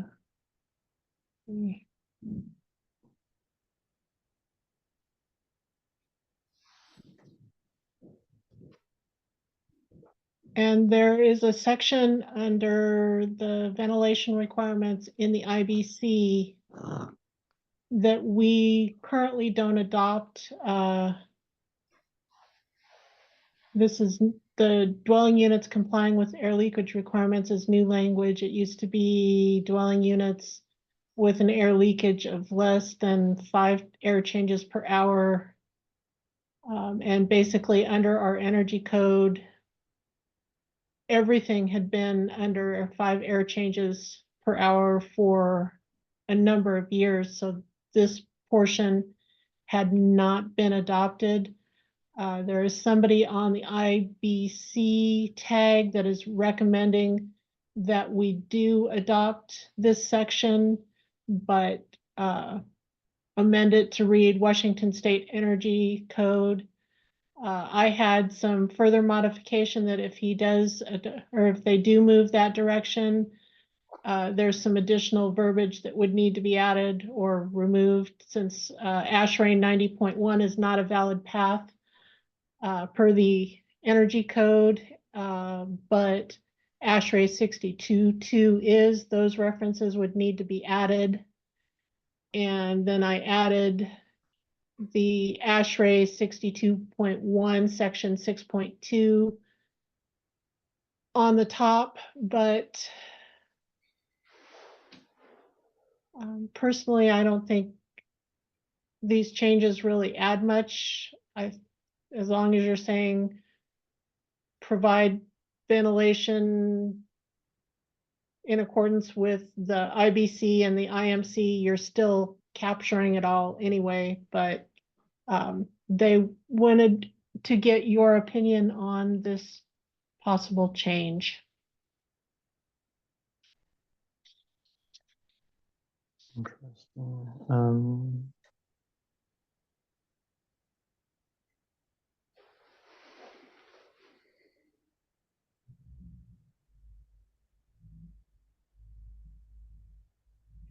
And whether you think it's a good idea to. Yeah, I guess like my first thought would be to look at what we currently have adopted in section 401 to see if what we have in state amendments are even allowing for natural ventilation for dwelling units, and if there's other requirements that might already limit that. Actually, it's probably easier if I go.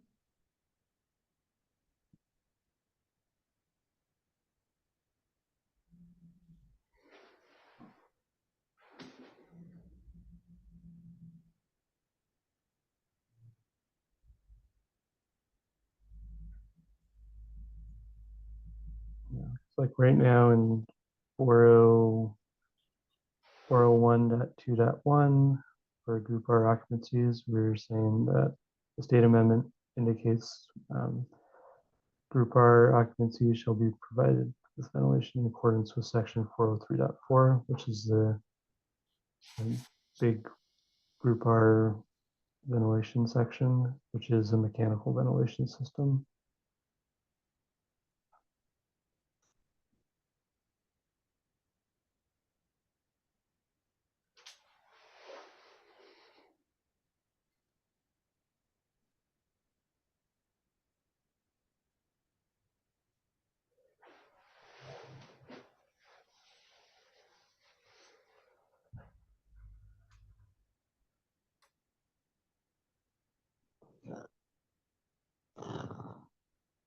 Let me pull out all the strike throughs, make it a little bit easier.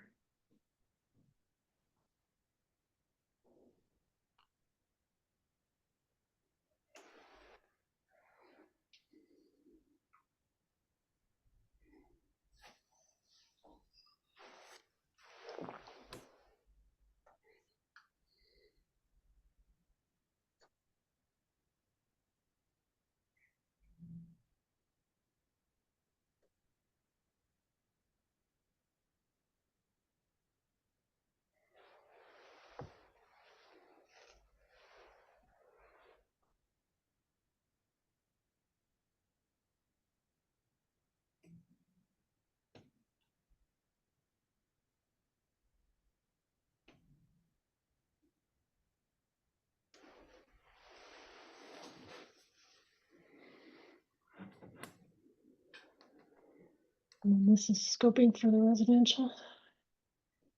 Yeah, and then actually I just went back to chapter 12 of the IBC, Washington Building Code. And yeah, in section 1205, like there was a specific state amendment um, like not allow group R to be applicable for natural ventilation. So I think it was pretty intentional to remove this.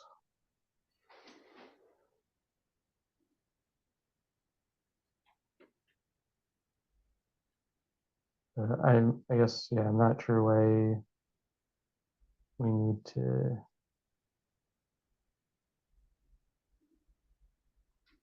indicate Yeah, this here. the person that reviewed this chapter was asking why this section wasn't adopted. They felt it should be adopted as amended, shown in the purple highlight here. Gotcha. Yeah, I guess I'm not sure why we really need it if we already have the pointers in the IMC, or it should be directing people to the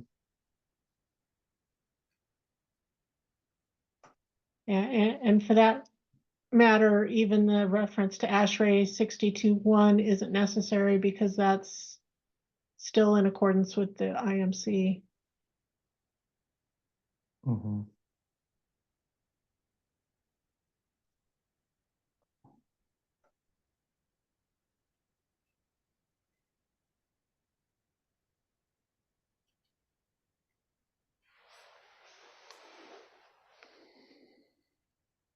I'm actually wondering why there isn't I guess in 1202.5 that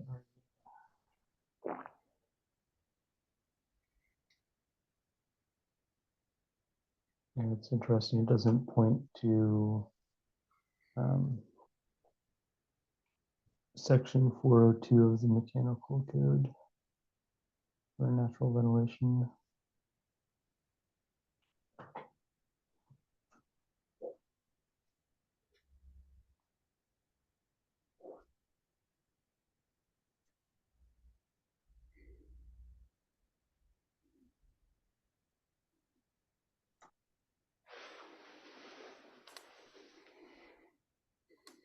All right, I've got so many documents open, my system is very slow.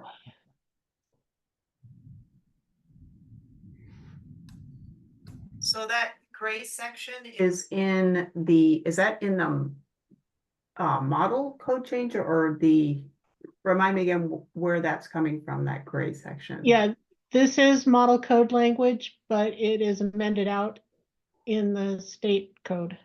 Okay. So right now in the 2021 code, that's not in there. And I would agree that it's okay for it not to be in there. And the IBC team their tag team is just wondering why it's not. Yeah. So what it appears to me like, I've been just trying to wrap my head around this, is that part that is grayed or purpled or whatever color that is, highlighted, I guess I'll say, would seem to prevent the use of just natural ventilation only. And the logic for that would be that if the Washington State Energy Conservation Code is already requiring such a tight building that naturally ventilation won't work anymore, then that seems to be what this is implying. But I don't think we've tightened up the leakage requirements on the Washington State Energy Code to that level at this point.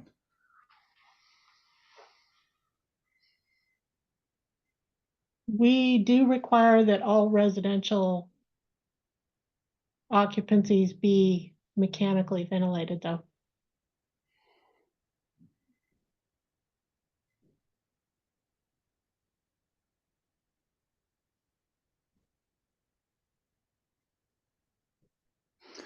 And I think there's an exception to that. I'd have to look at the most current version of the code, but if you can demonstrate that leakage provides the required ASHRAE 62.2 or similar ventilation, then you've got ways around that in a single residential occupancy.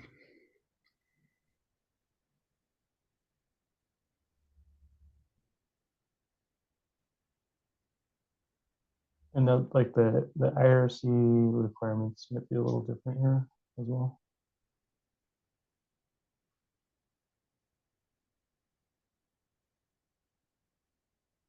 But IRC wouldn't be using the IBC or the IMC requirements.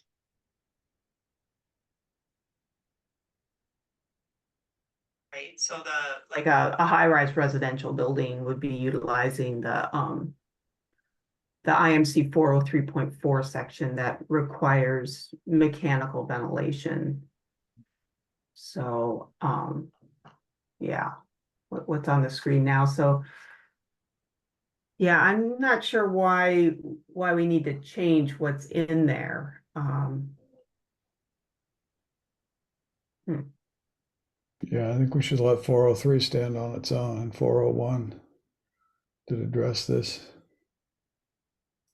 Yeah, I think like if it seems like if this is brought back in, it would potentially create some confusion on is there like an allowance for dwelling units under the IBC to by not stating this, like if you're not complying with the air leakage requirements, would you then not be subject to the mechanical ventilation requirements or something? So I think I don't know if there's been confusion by not having this in the past. I think the model code change revised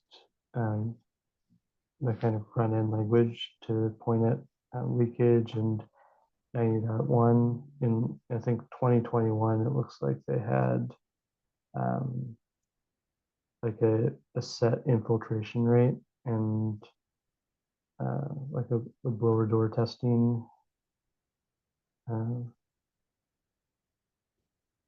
rate for air changes, Right. which was also obviously removed previously.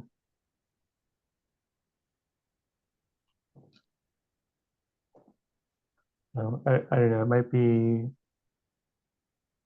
if I don't know when the next IBC tag meeting is, or if it would be a committee discussion if we want to have some folks attend and discuss at that point. But I don't know, like for our group, I don't know if we have consensus, like it doesn't really make sense to try to bring this model code language back in, or other thoughts here.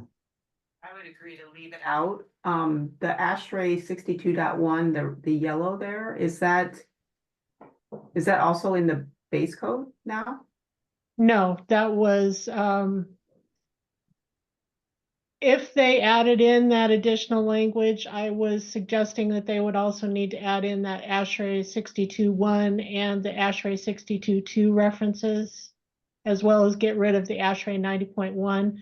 But if we just retain the state amendment as it is, I don't think that ASHRAE 62.1 requirement would need to be there either, because that's referenced within the mechanical code as an allowable path. Yeah, I would support just leaving it the way it is. And so, if I understand that, so the state amendment basically strikes out what's in gray right now, and then the yellow would also not appear, and it would just be the way it currently reads in the 2021 IBC with the state amendments. I would be in support of just leaving it.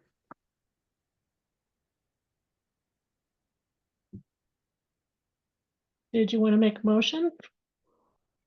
Sure, I'll make a motion to,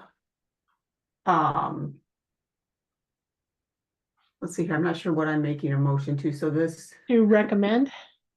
to recommend leaving the it's an IBC 1202.1 state amendment as it currently reads in the 2021 code, carry that over to the 2024. I'll second that. Okay. All right, thanks. Any other thoughts here? Any discussion? I think this makes sense to me.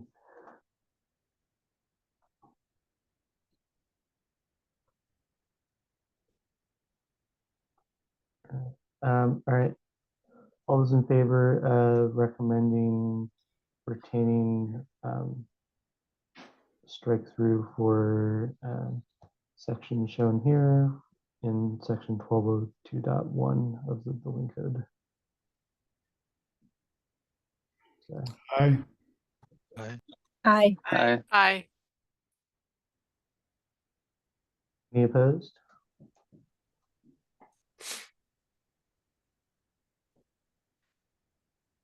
Great. Okay, cool. Thank you.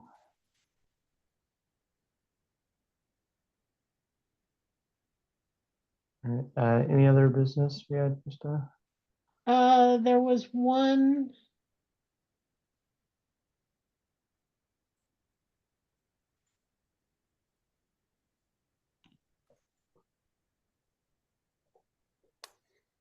Under the existing amendments, there was one section where the tag directed me to go back and take a look at the reference in the building code.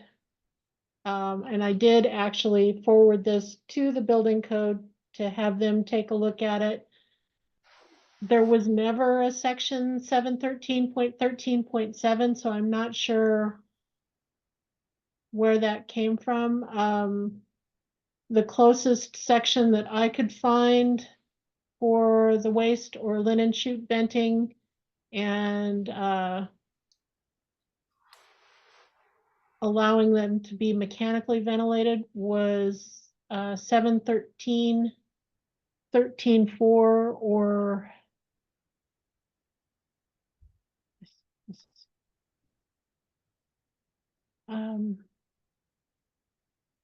I was tempted to just leave it all of just 713.13.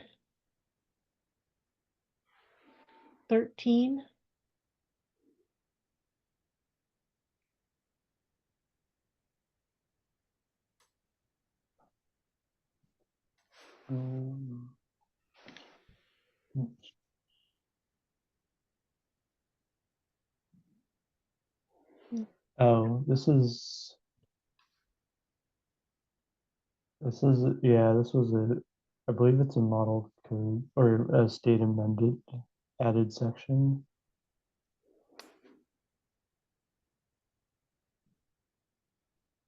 And it, like, I'm seeing it in 2021 to 713.13.7.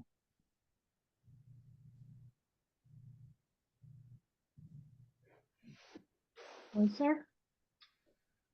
I didn't think there was. Mm-hmm.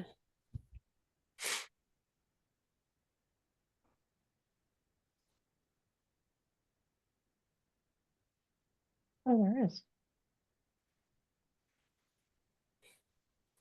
So never mind.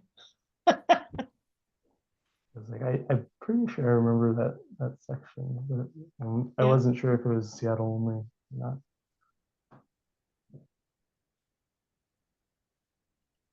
So never mind. Okay, excellent. I will put it back the way it was.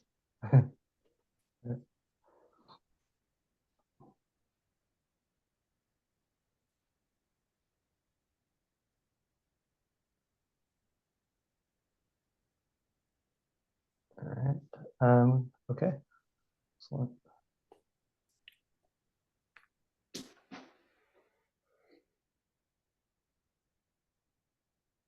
So that should be everything, I think. right. I know last time we had talked about section 601.5 of the mechanical code a bit, and I know Laura as well as Ken and some others had been doing a little bit of discussion. I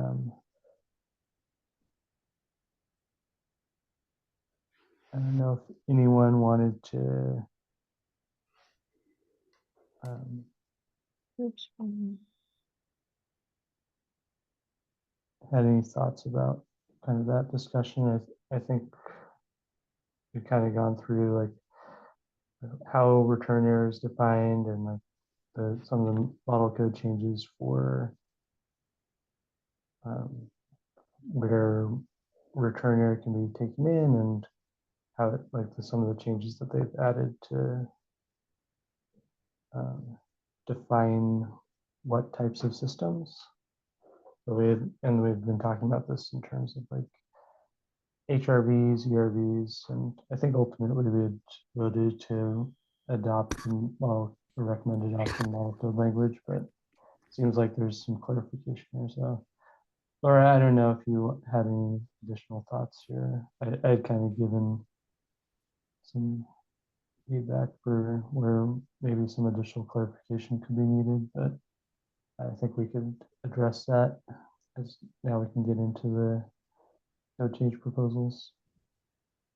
Yeah, I appreciate you sending over your email. I guess it was yesterday. I just wanted to kind of chime in there. I know when we met last, we were talking about section 601.5 return error openings being applied to ERVs, and it didn't really sound right to me in that meeting, and I did a little more research, and my understanding is that air that's exhausted from the space or the bathroom is exhaust air coming from the bathroom to the ERV, is because it's not being reintroduced into the supply air. I don't believe that section applies to would apply in this case. So and then Ken kind of chimed in about some ERV literature that Panasonic uses. So I haven't had a chance to look at what you sent yesterday, Ben. But yeah, I think in our last meeting we talked about in section 601.5 identifying how that applies to ERVs, and I don't believe it does, because it's exhaust air, and there's some supporting exhaust air definitions that I found. So, and then I also referenced some code commentary. So right. Yeah, I did see like in the definition of return error that they have in the IMC, it does indicate air that's recirculated or exhausted, which is interesting. Yeah, I saw that too. Yeah. I saw that in the definition too, but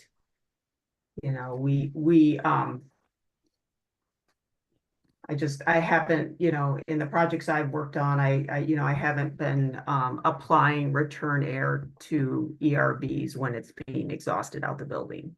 So my understanding is you can bring return air from, or you can take bathroom exhaust air and route it through the ERV and exhaust it out the building and not apply this section 601.5. Right. Okay. So I don't know, it might be something that we look at near future for if there's a clarification that would make sense here, but I think we could continue that work in that group. Okay. Right. Yeah, thanks. Anyone else have thoughts for this one? This is I just want to make sure we had time to look back at this one, but no action we need to take at the moment.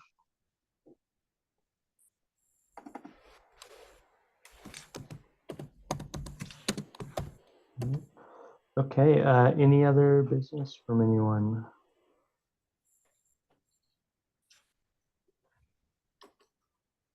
So, Krista, anything else you need from the tag to complete the report at this point?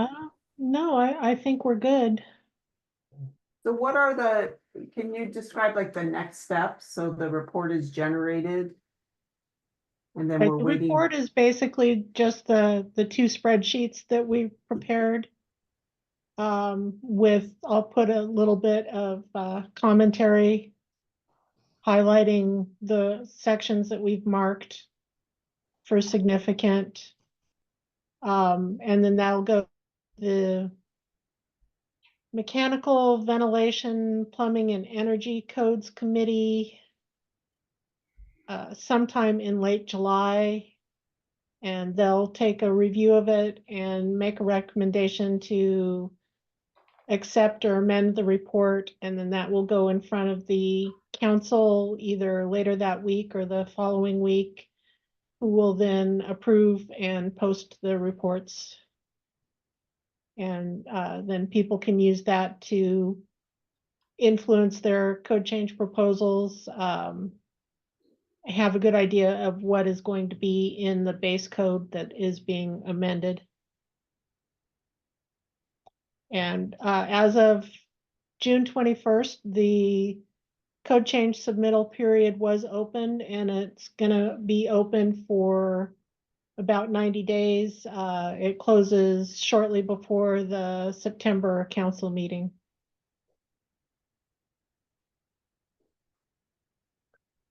So lots of time to prepare your code changes, but as we always request, the sooner the better.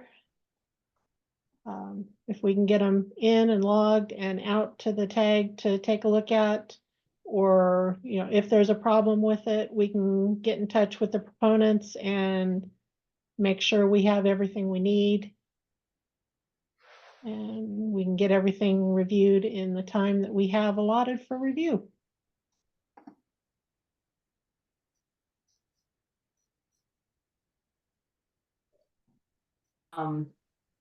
So then as far as the tag committee here, then is there anything on the horizon that that we would be meeting before September? If we have enough proposals to take a look at in the interim, we could schedule a meeting. It all kind of depends on how many proposals we get and the timing of those proposals. I see.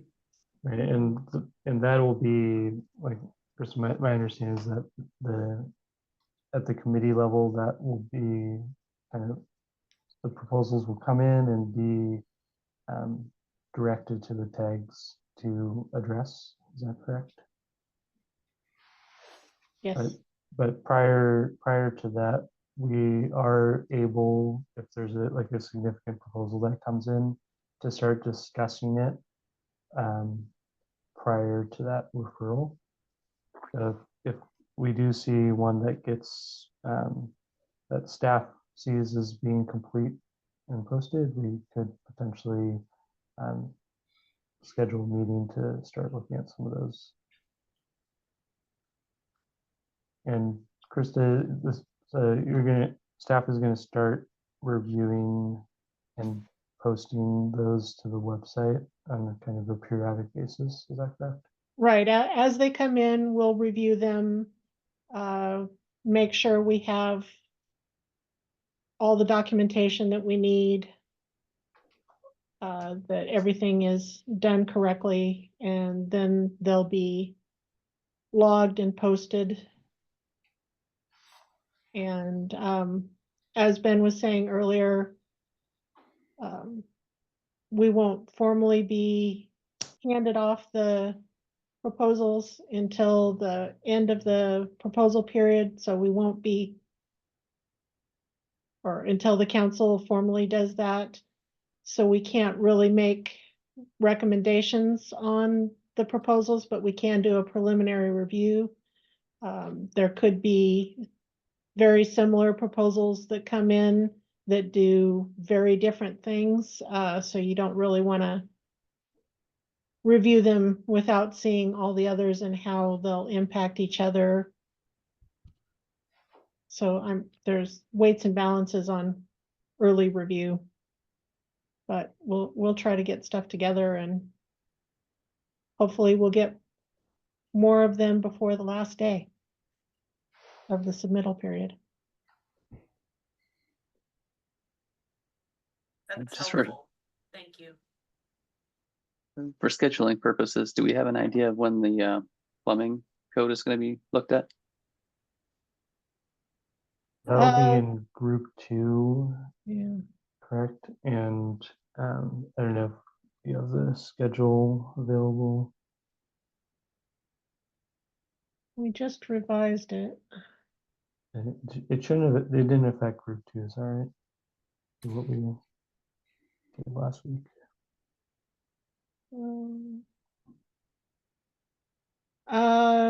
Looks like we'll be starting that in November or December.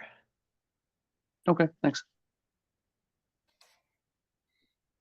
All right, and yeah, if you, I was gonna say, like, yeah, if you go back to that, as Chris is showing, this is all, yeah, if you hit the 2024 adoption cycle, this should have the schedule that gets updated, but for group 1, for the IMC and IFGC, for our stuff, you can see the submission period is defined, and then June, July, August is the submission period, and then even though it says September 20th council meeting for referral of proposals, I believe that can happen before that if the council approves. And then we have, so that'll happen at the latest at the September meeting, and then September, October, November is where we would be going through those proposals to then, prior to the November council meeting, provide recommendations to the standing committee. And I hope I said that right.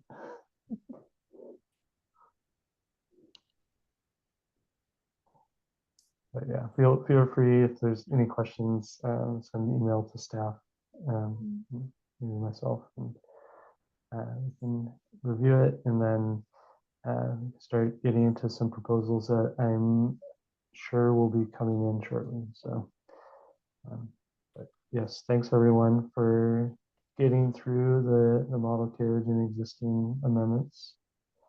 And yeah, just stay tuned, I'd say. Nice work, everybody.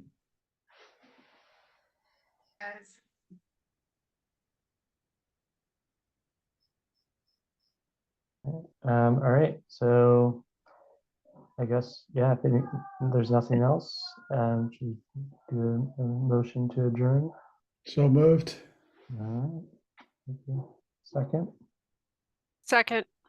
All right, all those in favor? Aye. Aye. Aye.